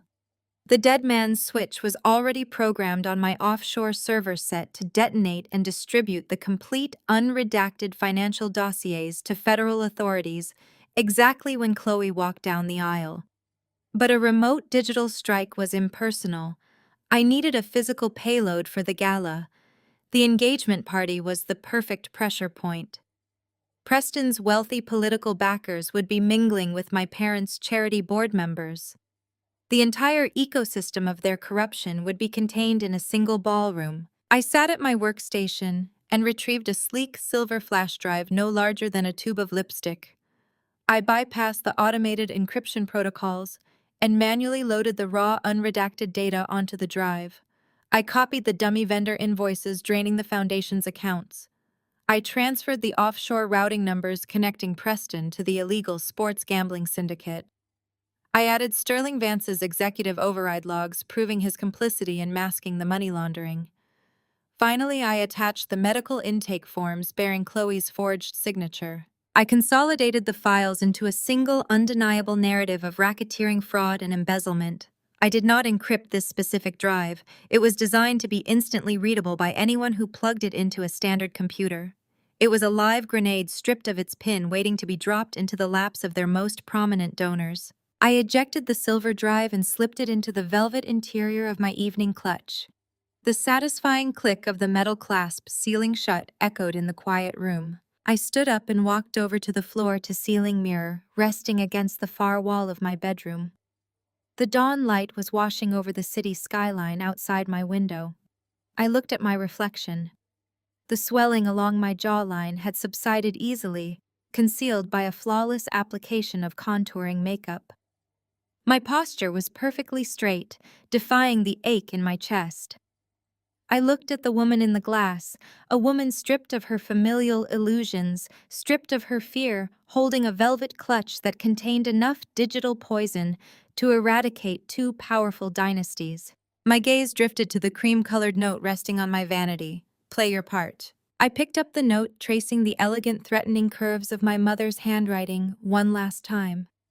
A slow, chilling smile touched the corners of my mouth, spreading upward until it illuminated my face with a terrifying, predatory calm. I let the paper slip from my fingers, watching it flutter uselessly into the trash can. I was going to attend their beautiful gala. I was going to smile for their cameras. I was going to play my part with absolute breathtaking perfection. The weapon was fully loaded. My finger was resting gently on the trigger. All I had to do now was wait for the music to begin. The rhythmic sharp clicking of my heels against the polished marble floor of the Biltmore Hotel set the absolute tempo for the evening. If a camera lens were tracking my movements, it would be a tight, unbroken shot, following the sweep of my emerald silk gown, capturing the aggressive, scrutinizing glares of Atlanta's high society as I moved through the grand foyer. I could feel their eyes dragging across my skin, a collective heavy stare from old money patriarchs and cosmetic-soaked socialites. They looked at me with a calculated mixture of pity and disdain, having already been fed the carefully curated narrative of my failures by my parents. To them, I was the cautionary tale the bitter, unstable sister permitted to attend only out of sheer familial charity. I kept my spine perfectly rigid, letting the dull ache of my bound ribs center my focus. The double mahogany doors swung open, granting me entry into the main ballroom. I stepped over the threshold and walked directly into a staggering display of absolute, unadulterated theft. Cascading arrangements of rare white orchids hung from the vaulted ceilings, creating a canopy of fabricated innocence. Towers of imported crystal champagne flutes caught the light of the massive, glittering chandeliers. A 12-piece string quartet played flawlessly in the corner, filling the cavernous space with a symphony of counterfeit grace. I did not see a beautiful engagement gala. I saw a crime scene. I calculated the raw cost of the floral arrangements alone and mapped it directly to the exact amount siphoned from the Foundation's inner-city technology grant. Every perfectly arranged centerpiece was a stolen laptop. Every bottle of vintage champagne was a canceled minority scholarship. My parents had manifested their self-hatred and greed into a physical space, and they were forcing their wealthy donors to applaud the spectacle. Before I could advance more than 10 paces into the room, a wall of heavily perfumed bodies blocked my path. Chloe stood at the dead center of the blockade, flanked by a phalanx of her sycophantic bridesmaids. She wore a custom, blindingly white couture gown that clung tightly to her newly reconstructed frame, her neck heavily draped in diamonds that Preston's bankrupt family absolutely could not afford. She looked like a pristine porcelain doll, entirely hollow on the inside. Chloe looked me up and down, her eyes narrowing as they caught the striking architectural lines of my emerald dress. A brief, involuntary flash of profound insecurity crossed her features before being instantly buried beneath a mask of vicious, practiced arrogance. She stepped forward, invading my personal space, her voice dropping into a harsh, mocking whisper designed to be heard only by her immediate circle of enablers. "You actually showed up," Chloe sneered, signaling to her friends who immediately began snickering behind their crystal glasses. "I honestly thought you would be too humiliated to show your face after Preston put you in your place. But I suppose a pathetic, ruined auditor has no choice but to follow orders." I did not speak. I merely looked at the glittering diamond collar resting against her collarbone, fully aware that my parents had looted a charity designed for underprivileged Black children just to clasp it around her neck. "Do not think for a single second that you are mingling with our guests tonight." Chloe continued, her tone dripping with absolute venom. "Preston's future political backers are here. The Foundation board members are here. I will not have my perfect night stained by your miserable, desperate energy. Mother has already arranged your seating." She snapped her manicured fingers. One of her bridesmaids immediately handed her a small, plain white seating card. Chloe stepped closer and shoved it aggressively against my chest. Table 84. Chloe dictated, a cruel, triumphant smile stretching across her perfect, fraudulent face. It is in the absolute back corner right next to the kitchen swinging doors. You are seated with the catering staff and the bussers. This is your limit, Zuri. You do not speak to anyone. You do not leave that corner. You sit exactly where you belong in the shadows, and you watch your sister shine. The tight circle of bridesmaids let out a collective mocking laugh, sipping their imported wine, thoroughly enjoying the spectacle of my degradation. They stared at me with hungry, malicious eyes. They expected me to break. They expected me to flush with hot, humiliating tears, to argue, to throw a tantrum, and demand my rightful place with my parents at the head of the room. They wanted a reaction they could mock later. Instead, I looked down at the plain white card in my hand. Then I looked back up at Chloe. I did not frown. I did not flinch. I let a slow, terrifyingly serene smile spread across my face. It was a smile of absolute predatory certainty, the expression of an apex predator looking at a lamb that had willingly walked into a slaughterhouse. Table 84. I repeated, my voice remarkably smooth and perfectly calibrated. Understood. Have a beautiful evening, Chloe. I turned my back on them without another word, cutting a clean, deliberate path through the crowded ballroom.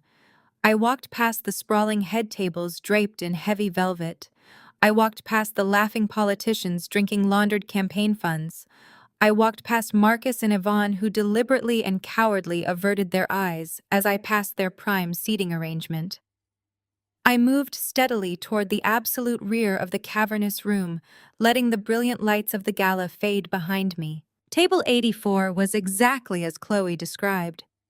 It was a small, undecorated table shoved into a dark alcove entirely obscured by a massive structural pillar. The heavy swinging doors of the kitchen banged open and closed just a few feet away, masking any conversation with the loud, abrasive clatter of industrial dishwashing and shouting chefs. It was designed to be the ultimate insult, a physical manifestation of my total exile from the family. It was also the most strategically perfect vantage point in the entire ballroom. I sat down in the shadows, perfectly invisible to the glittering crowd on the main floor. The heavy concrete pillar shielded my movements from the roaming event photographers, the gossiping guests, and the private security detail stationed near the entrance. I was completely isolated. I was a ghost in the machine. I unclasped my velvet evening clutch. I reached inside, sliding my fingers past the silver flash drive, and pulled out the ultra-slim matte black tablet I had secured specifically for this environment. I placed the device flat on the dark tablecloth hidden from view by a tall water pitcher.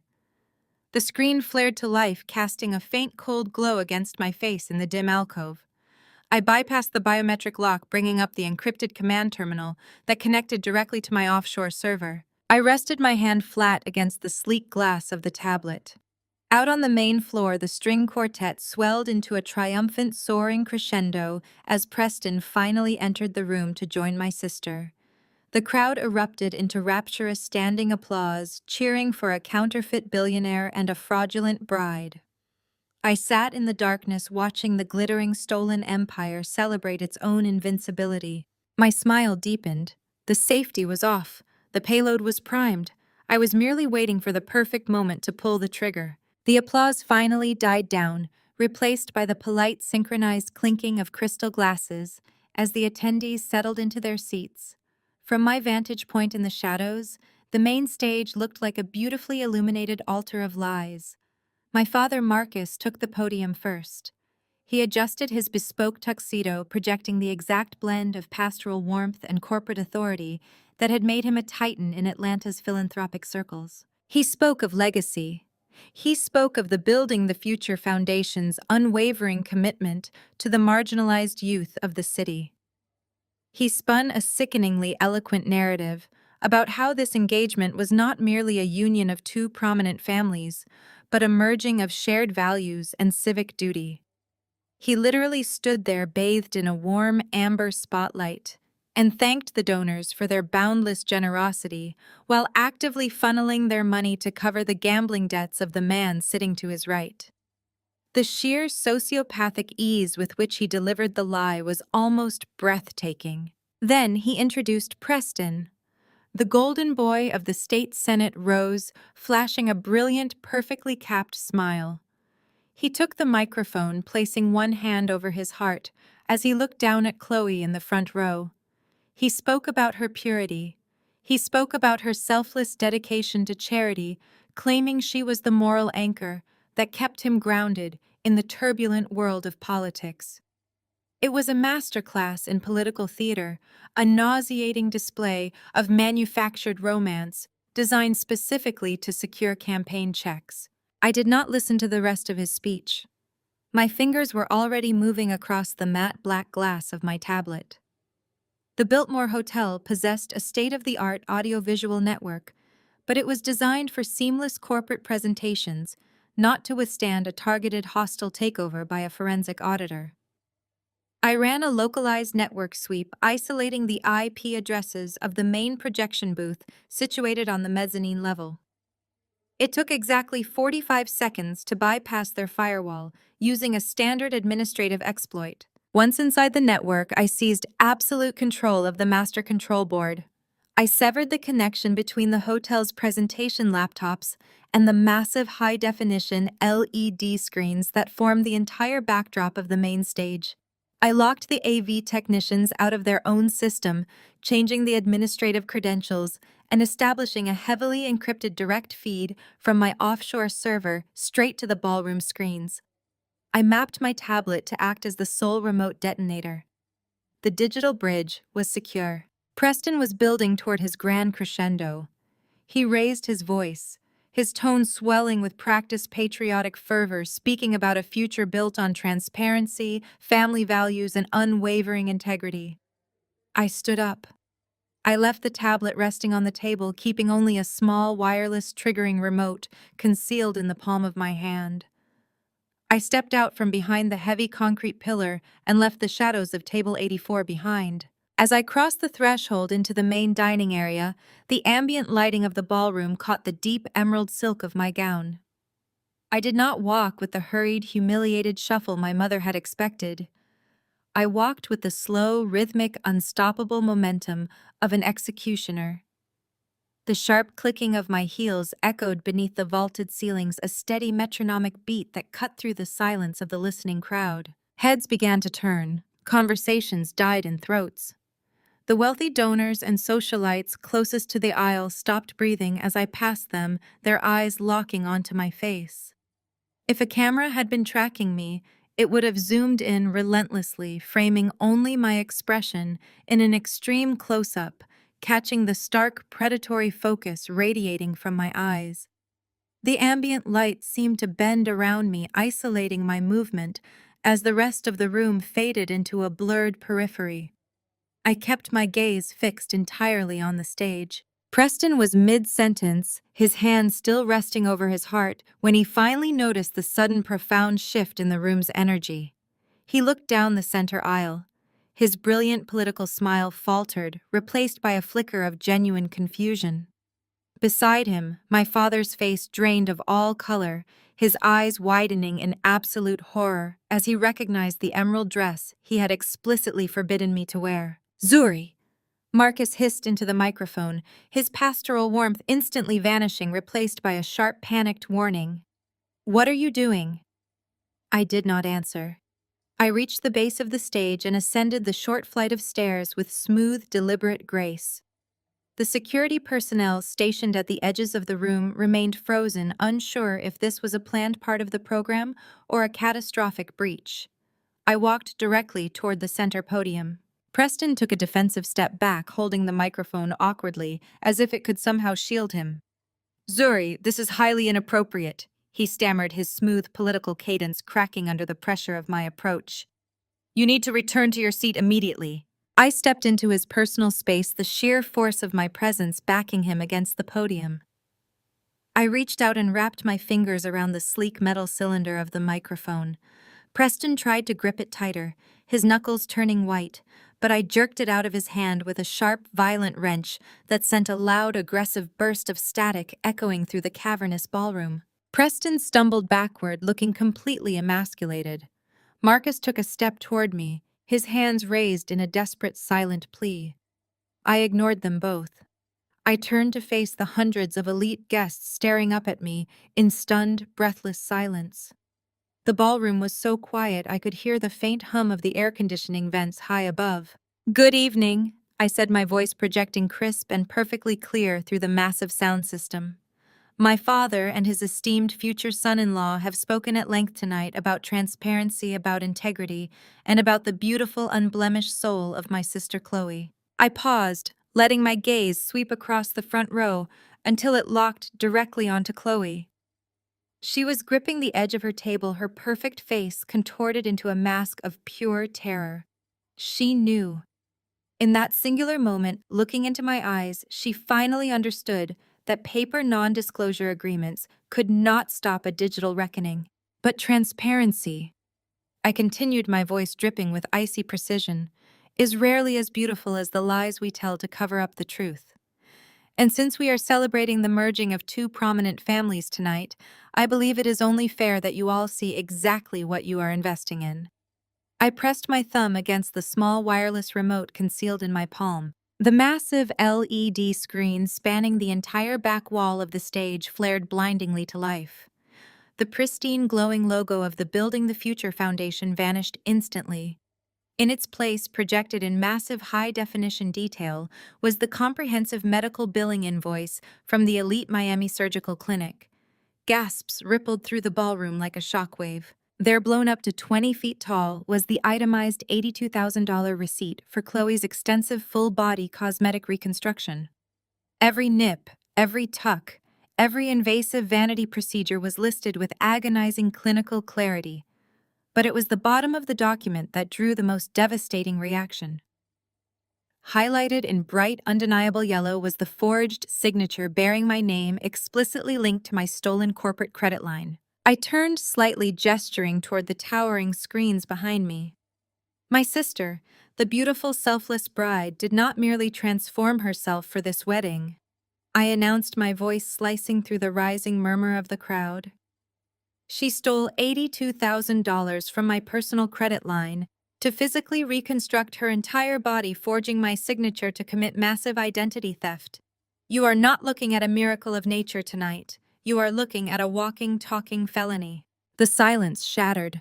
The ballroom erupted into a chaotic symphony of shocked murmurs, furious whispers, and the frantic clicking of smartphone cameras. Chloe let out a strangled, high-pitched sob, covering her face with her hands, as the very society she had tried to impress violently turned its collective gaze upon her fabricated body.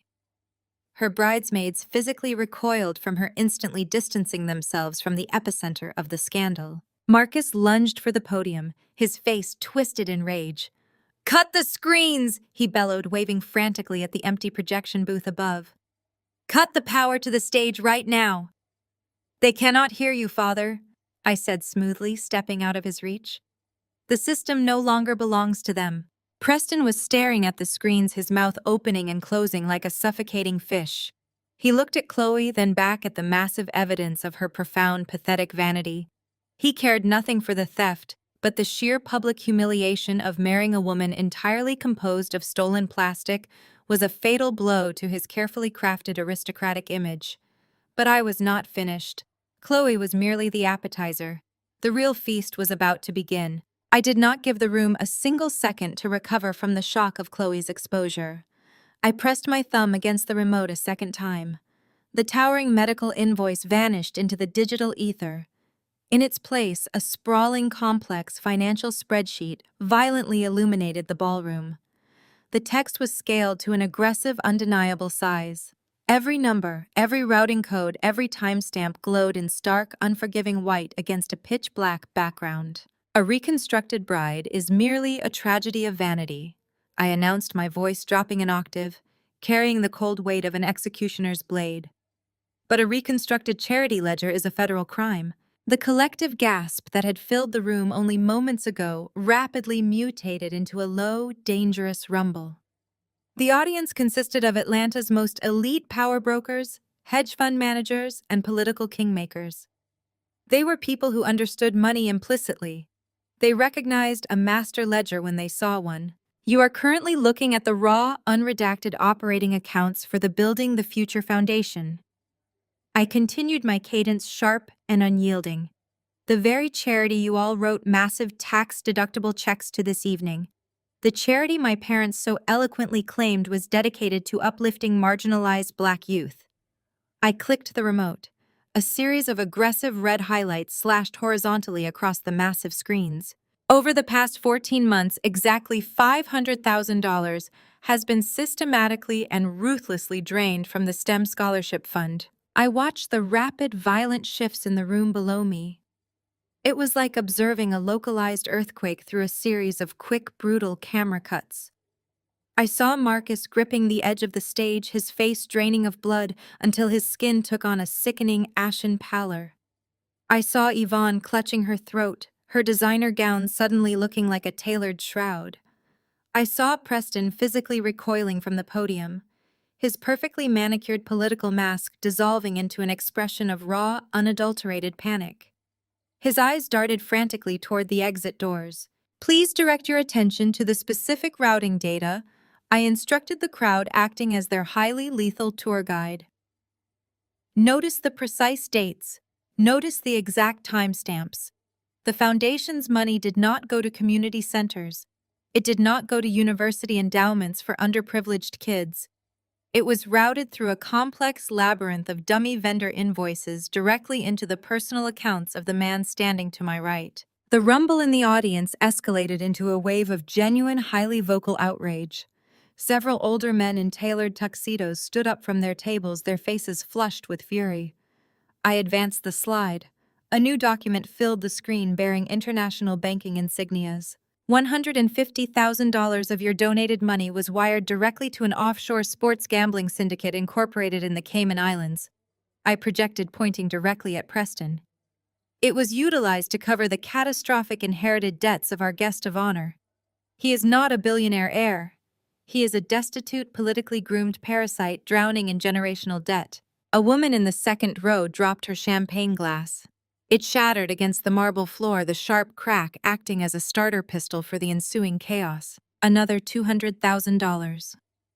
I stated, my voice slicing through the rising din, was used to purchase the bespoke Aston Martin currently parked in the VIP valet lot under Preston's name. The vehicle he drove here tonight was paid for by stolen scholarships.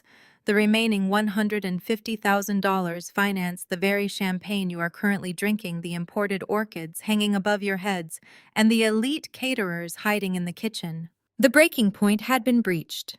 The polite, refined veneer of high society completely shattered. The rage radiating from the audience was palpable, a living, breathing entity that consumed the oxygen in the room. These were individuals who guarded their wealth and their public images with lethal force. Realizing that their charitable contributions had been weaponized to fund a penniless politician's extravagant lifestyle was an unforgivable offense. Thieves!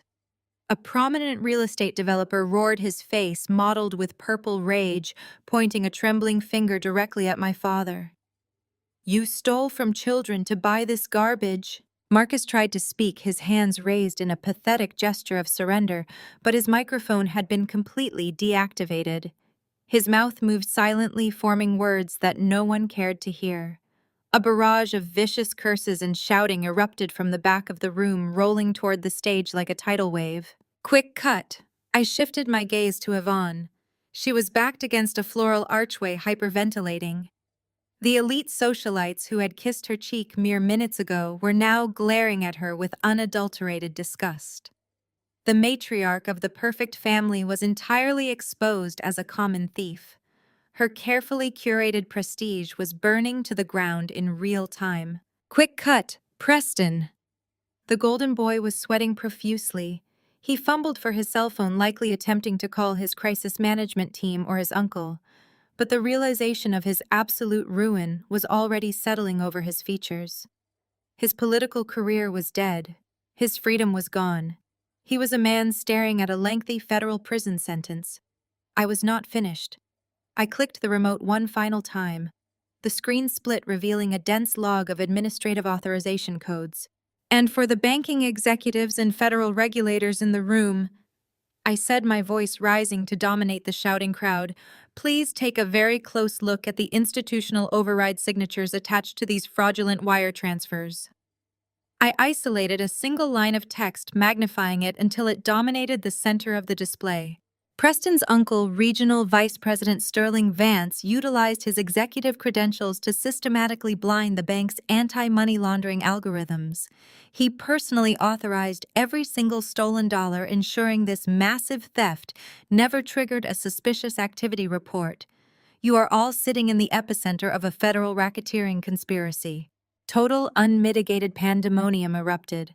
The ballroom descended into absolute anarchy. Men were shouting for their lawyers, women were screaming demands for immediate refunds. The clatter of overturned chairs and shattered crystal echoed like a war zone as guests began physically advancing on the stage. The string quartet had long since fled, abandoning their instruments as the fury of the crowd surged forward. Every piece of data you see on these screens, I announced, my voice remaining unnervingly calm over the deafening roar, has already been compiled, heavily encrypted and programmed for distribution. But I did not feel like waiting 3 weeks. So as of 10 seconds ago, the entire unredacted dossier was transmitted directly to the Financial Crimes Division of the FBI, the Federal Election Commission, and the editorial boards of every major news outlet in the country. People were scrambling for the exits, desperate to distance themselves from the radioactive fallout of the gala.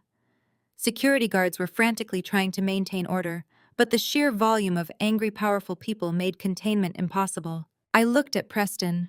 He was completely trapped, pinned against the back of the stage by the sheer hostility of the donors demanding answers. I looked at Marcus and Yvonne. The pillars of their social empire were actively collapsing, crushing them beneath the weight of their own breathtaking arrogance. The very people they had stolen from their own community to impress were now calling for their immediate arrest. I stood perfectly still amidst the deafening chaos. I did not flinch as a floral arrangement was knocked over near the edge of the stage. I looked down at the architects of my misery. They were completely broken, stripped of their power, their money, and their precious dignity. The sweet metallic taste of absolute vengeance flooded my senses. I had promised to turn their fortress into a digital tomb, and I had delivered the apocalypse exactly on schedule. The sheer chaotic energy of the ballroom was a living, breathing entity. If a camera were capturing this moment, it would no longer be the smooth tracking shots of high society. It would be violently handheld, whipping back and forth, struggling to keep up with the frantic, raw panic of a room descending into complete anarchy. I stood at the edge of the stage, an anchor of absolute stillness amidst a hurricane of ruined lives. The screaming of the donors, the frantic scrambling of politicians, and the desperate attempts of security guards to restore order created a wall of deafening noise. But I had one final card to play, the ultimate payload. I pressed my thumb against the remote one last time. The financial ledgers vanished from the towering LED screens. The ballroom plunged into sudden, disorienting darkness for a fraction of a second before a stark, pulsating green audio waveform appeared across the displays. The visual was simple, but the Biltmore's state-of-the-art sound system was merciless.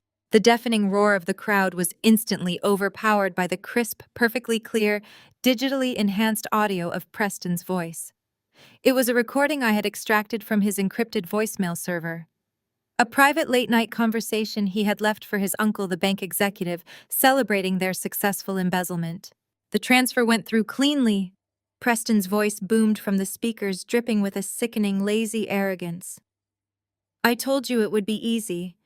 Do you have any idea how simple it is to buy these people, the great Marcus Wilson? He actually thinks he is a kingmaker in this city. He is nothing but a clown, a fame-hungry fool desperate for a seat at the real table. The entire ballroom froze. The kinetic energy of the riot halted in midair. Every single person, from the wealthiest hedge fund manager to the catering staff hiding by the kitchen doors, turned their faces upward, locked onto the pulsing green line. They are so desperate for validation.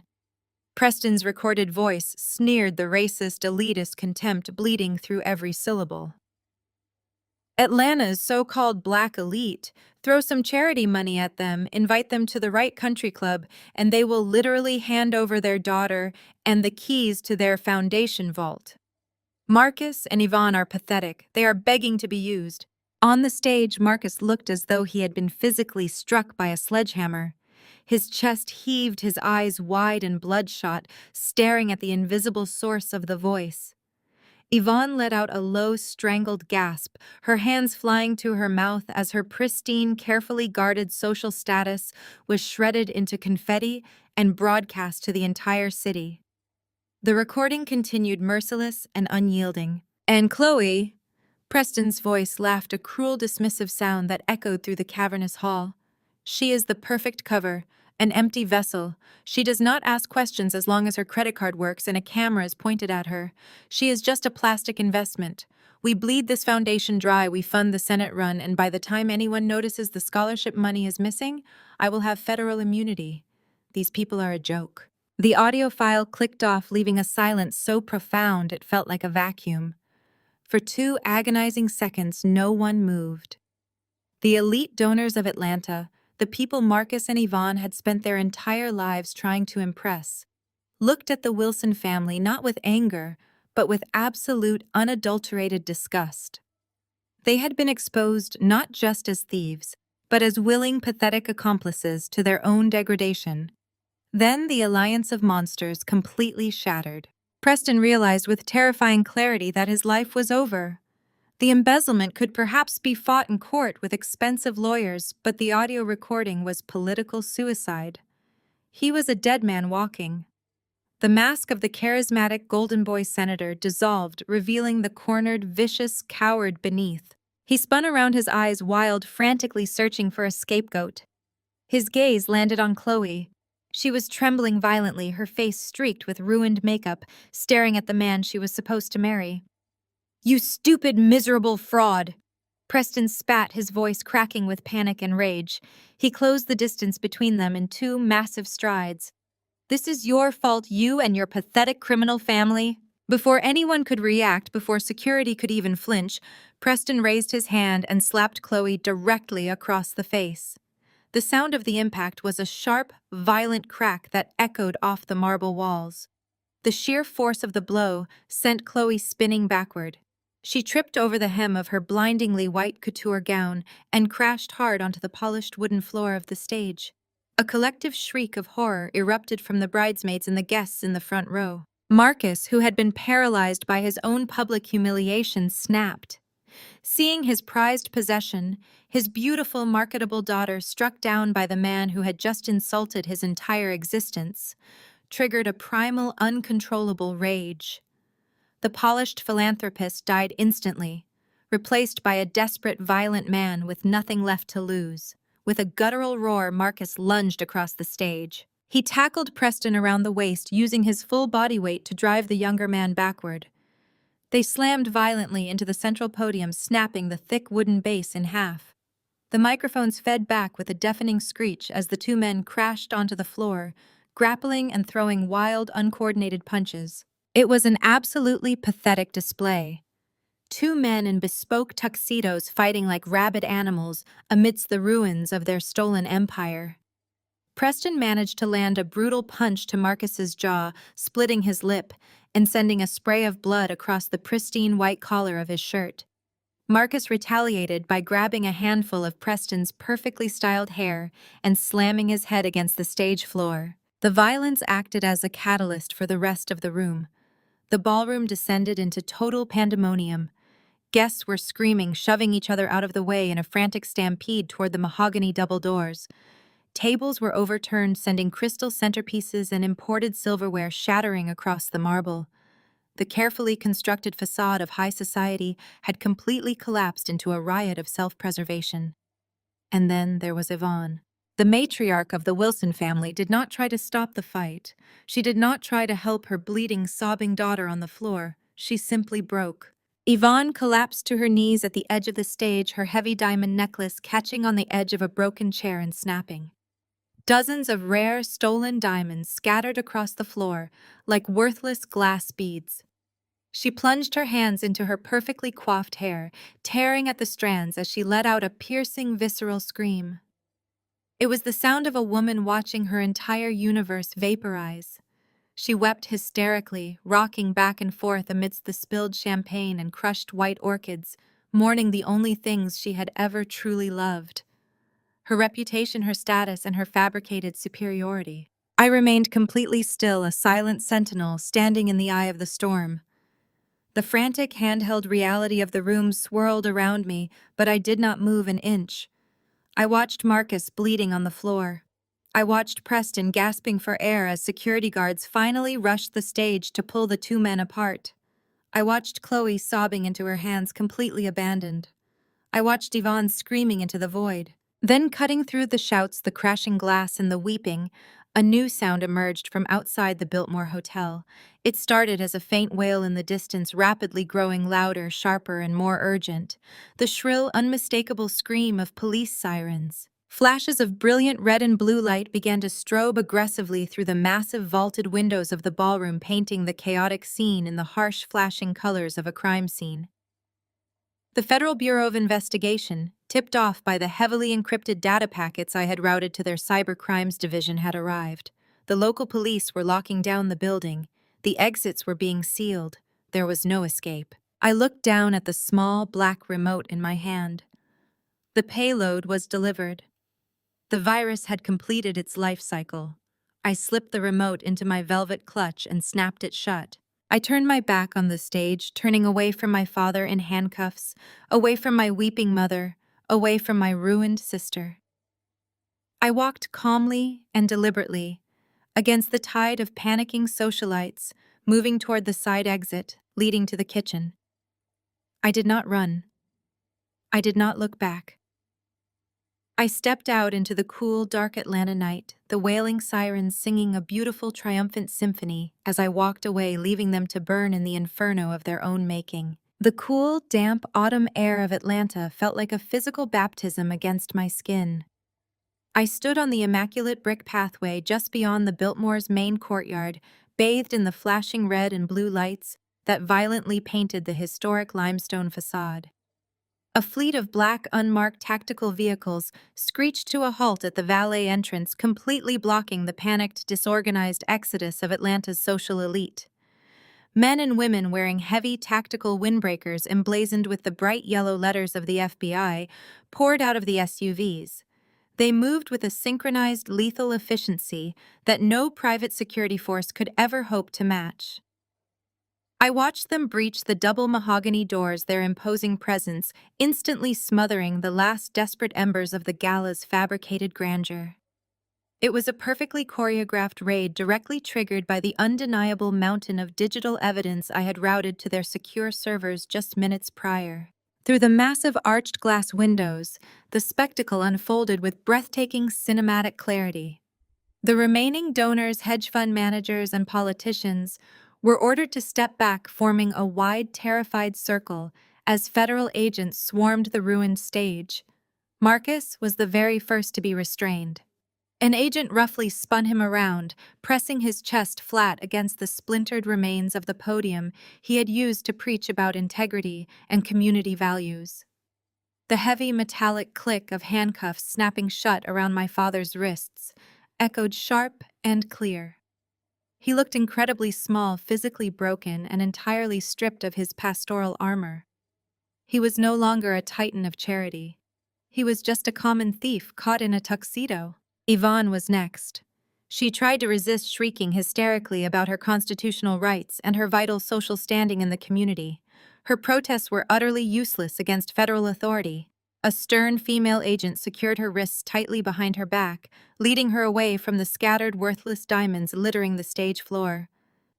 The elite women who had sipped champagne with her an hour ago now watched her arrest with morbid fascination, their eyes filled with utter disdain. Yvonne was no longer a respected matriarch. She was a heavily documented co-conspirator. Preston was dragged up from the wooden floor, his face bruised from the pathetic brawl and his bespoke suit torn at the shoulder. His arrogant assumption of political immunity was exposed as a complete fantasy. The lead federal agent recited his Miranda rights, the words cutting through the chaotic room with clinical, unforgiving precision.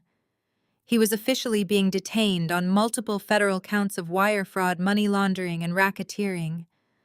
Preston looked desperately toward the crowd, his eyes darting around in search of any of his powerful political allies or donors. They had all averted their gaze, treating him like a radioactive corpse. Beside him, Chloe was weeping uncontrollably as cold steel locked securely around her wrists. The arresting agent explicitly informed her she was being detained for grand larceny and aggravated identity theft. Her perfect surgically reconstructed body slumped forward in absolute defeat, her blindingly white couture gown dragging through the spilled wine and blood on the floor. There would be no tropical honeymoon. There would be no magazine covers. There would only be the harsh fluorescent lighting of a federal holding cell. The true beautiful poetry of Preston's destruction materialized before he was even loaded into the back of a federal transport vehicle. His family, the powerful old money Vance dynasty that had bankrolled his entire existence and orchestrated his rise to power, acted with the ruthless, bloodless efficiency of a corporate machine. While Preston was still being read his rights on the stage, my phone buzzed with a breaking news alert from a major national political blog. The Vance family had already issued a formal, legally vetted press release. It was a masterpiece of political self-preservation. His wealthy white family categorically disowned him, condemning his actions as a gross, unforgivable violation of their core principles. They announced their full, unreserved cooperation with the federal investigation and immediately severed all financial and political ties with him. In less than 10 minutes, Preston went from a rising star in the state Senate to a destitute, disgraced orphan, instantly abandoned by the very establishment he had stolen from my people to impress. He was entirely alone, thrown to the wolves by his own blood to protect their broader political machinery. The legal reality they all faced was absolute and terrifying. The Financial Crimes Division of the FBI does not negotiate with disgraced local politicians or fake philanthropists. Wire fraud carries a maximum penalty of 20 years per count in federal prison. Money laundering carries similar crushing weight. Chloe's aggravated identity theft carried a mandatory consecutive sentence on top of her other charges. They were all looking at decades behind bars. Their bank accounts would be frozen by morning. The foundation would be liquidated under federal receivership. The sprawling suburban mansion, the imported luxury cars, the designer wardrobes, everything they valued more than their own flesh and blood would be seized and auctioned off by the United States government to pay back the stolen scholarships. I took one final satisfying look at the chaotic tableau. The perspective of my mind shifted, pulling back smoothly like a Steadicam retreating down a long hallway, permanently separating my spirit from their wreckage. I did not feel a single ounce of pity. I did not feel any regret. I felt an overwhelming, profound sense of pure liberation. The heavy, suffocating weight I had carried since childhood, the constant, agonizing pressure to conform to their toxic, parasitic demands, was completely and permanently eradicated. I turned and walked away down the quiet, tree-lined avenue, the sound of the screaming sirens fading into a dull hum behind me. I hailed a passing taxi and slid into the quiet sanctuary of the back seat, giving the driver the address to a luxury hotel downtown, where I had booked a penthouse suite under my own name, paid for entirely with my own clean money. The war was officially over. I had burned their counterfeit empire to the ground, and from the ashes, my real life was finally ready to begin. Exactly 4 months after the Biltmore Hotel became the epicenter of the most spectacular political and financial implosion in modern Atlanta history, my life settled into a rhythm of absolute unshakable peace. The crisp autumn air that had served as the backdrop for my family's destruction had given way to a bright, freezing winter. I sat comfortably by the floor-to-ceiling windows of my new penthouse suite, a space I had purchased in cash, completely untethered from the toxic financial web of the Wilson name. The morning sun poured over the sleek, minimalist furniture, catching the steam rising from my black coffee. I was dressed in a simple, oversized cashmere sweater, entirely relaxed. The panoramic view of the city sprawled out beneath me, quiet and conquered. My phone buzzed against the glass coffee table, shattering the profound silence of the apartment. I glanced at the screen. It was an unrecognized number originating from a federal correctional institution. I picked up the device, my expression remaining entirely neutral, and swiped to accept the call. I tapped the speaker icon and set the phone back down. An automated mechanical voice filled my living room announcing a prepaid call from an inmate at a federal holding facility. I pressed the designated key to accept the charges. A sharp, rattling breath echoed from the speaker, followed by the harsh, metallic background noise of a prison common room. Then came the voice. It was thoroughly stripped of the polished, aristocratic cadence that had once commanded charity galas and country club luncheons. It was raspy, frantic, and dripping with an entirely unfamiliar emotion. Pure, unadulterated desperation. "Zuri, please do not hang up." I took a slow sip of my coffee, letting the silence stretch, forcing her to sit in the agonizing uncertainty of my attention. "Zuri, I know you are there. Please." Yvonne's voice cracked, dissolving into a pathetic, wet sob. "You have to help us. You have to stop this." I leaned back against the plush cushions of my chair, resting my hands in my lap. I did not feel a single flicker of the rage that used to burn a hole through my chest. I felt nothing but a clinical, detached curiosity, like a scientist observing a specimen under a microscope. "The trial dates are set," she rambled, her words tumbling over each other in a chaotic rush. "They are talking about 20 years, Zuri. 20 years in a maximum security facility. They have seized everything. The accounts, the house, the cars. They even took my jewelry. Marcus is falling apart. He cannot handle the holding cell. He is having panic attacks every night. And Chloe," she let out a choked wail at the mention of her golden child. "Chloe is losing her mind. They put her in a general population unit. She is entirely alone. Preston took a plea deal, Zuri. That coward gave the prosecutors everything they needed to bury us just to save his own skin. He threw your father and your sister under the bus. We have absolutely nothing left. The public defenders they assigned to us are useless. They are telling us to plead guilty." I remained completely silent, watching the traffic move silently on the highways miles below my window. "You proved your point," Yvonne begged, abandoning every shred of the vicious pride she had worn like a crown her entire life. "You won. You showed everyone how smart you are. You destroyed us. Is that not enough? You have your offshore accounts. You have your brilliant mind. You know how to navigate this system. Please, Zuri, use your money. Hire us real defense attorneys. Pay the bail. Get us out of here. We are your family. I am your mother. You cannot just leave us to rot in this cage." I looked down at my own body. For the first time in years, my posture was perfectly straight. I took a deep, full breath, feeling the effortless expansion of my chest. "Mother," I said, my voice smooth, steady, and dropping like absolute zero into the receiver. She gasped a sudden, desperate intake of air, clearly believing my response signaled a willingness to negotiate. Yes, Zuri, I am here. Tell me what you want me to do. Tell me what you need." I looked at my reflection in the dark glass of the coffee table. "My ribs have completely healed," I stated, the words sharp and precise. The silence on the other end of the line was immediate and heavy. The frantic pleading ceased as she struggled to comprehend the statement. I let the weight of the memory settle over both of us. The memory of the physical and psychological violence they had inflicted upon me to keep me quiet. The brutal lengths they had gone to in order to protect their fraudulent empire, leaving me broken, bound, and discarded in the shadows. The physical damage you and Marcus caused is entirely gone. I continued, my tone devoid of any empathy. I do not ache anymore. I do not flinch anymore. I am entirely whole. "But Zuri," Yvonne stammered, her voice dropping to a terrified whisper. "But the future of this family is shattered," I said, cutting her off with surgical finality. "Exactly as you once predicted. You built a kingdom on lies, theft, and the exploitation of the very people you swore to protect.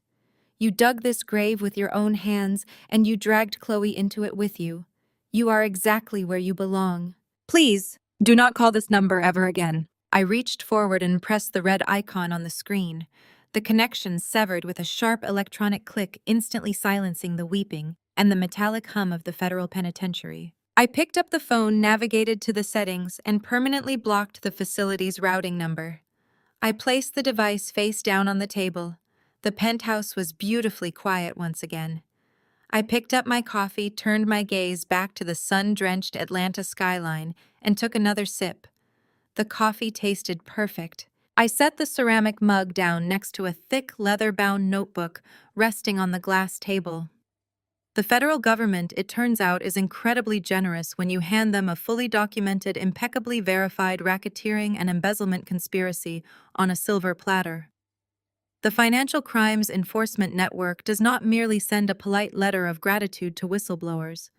They issue massive, highly classified financial rewards. Given the breathtaking scale of the Vance political machinery and the sheer volume of stolen foundation assets, I had successfully traced my percentage of the recovered funds was astronomical. It was a massive influx of entirely clean, legally untouchable wealth. It was my money completely untethered from the toxic legacy of my parents. I did not use those millions to buy a vanity charity or a fleeting position in the society pages. I bought absolute power. Within a month of the arrests, I leased the top 2 floors of a towering glass high-rise in Midtown Atlanta. I used the federal reward money to found my own independent auditing and forensic accounting firm. We specialized exclusively in uncovering high-level corporate fraud, dark money political networks, and corrupt nonprofit ledgers. The irony is deeply, profoundly satisfying. The invisible, discarded daughter who was never considered good enough for their elite circles is now the apex predator of their financial ecosystems. When powerful people try to hide stolen money, I am the one the regulators call to hunt them down. My client list now includes federal task forces, international banking consortiums, and elite whistleblowers who need someone utterly fearless to decode the lies. I built a team of brilliant marginalized analysts who were constantly overlooked by the traditional establishment. We do not care about family pedigree, country club memberships, or the brand of suit someone wears. We only care about the unvarnished truth hiding inside the data. The math never lies, and we are its ruthless executioners. The phantom chains of my parents' toxic expectations no longer drag behind me. I do not mold my speech, my appearance, or my ambitions to fit the suffocating demands of a mother who saw me as an aesthetic inconvenience and a father who viewed me as a liability. The constant, agonizing need for their validation has been completely eradicated.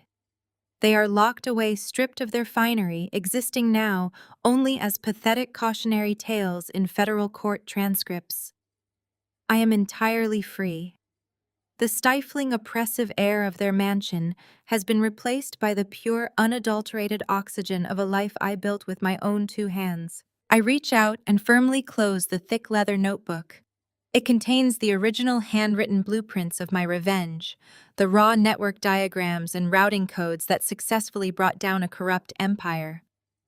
I trace the smooth cover one last time, feeling the undeniable weight of my accomplishment beneath my fingertips. The morning sun climbs higher, flooding the penthouse with a brilliant, blindingly pure light that washes away the very last shadows in the room.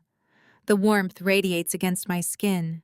I turn my head, looking directly forward, my gaze piercing straight ahead with unwavering intensity. A slow, genuine smile spreads across my face. It is a smile of absolute, undisputed victory. The perspective seems to glide backward, pulling away smoothly and extremely slowly, widening the frame to capture the sheer breathtaking scale of the penthouse and the endless horizon of the city, stretching out endlessly below. I am the sole architect of my destiny, sitting comfortably at the summit of my own kingdom. The view is spectacular.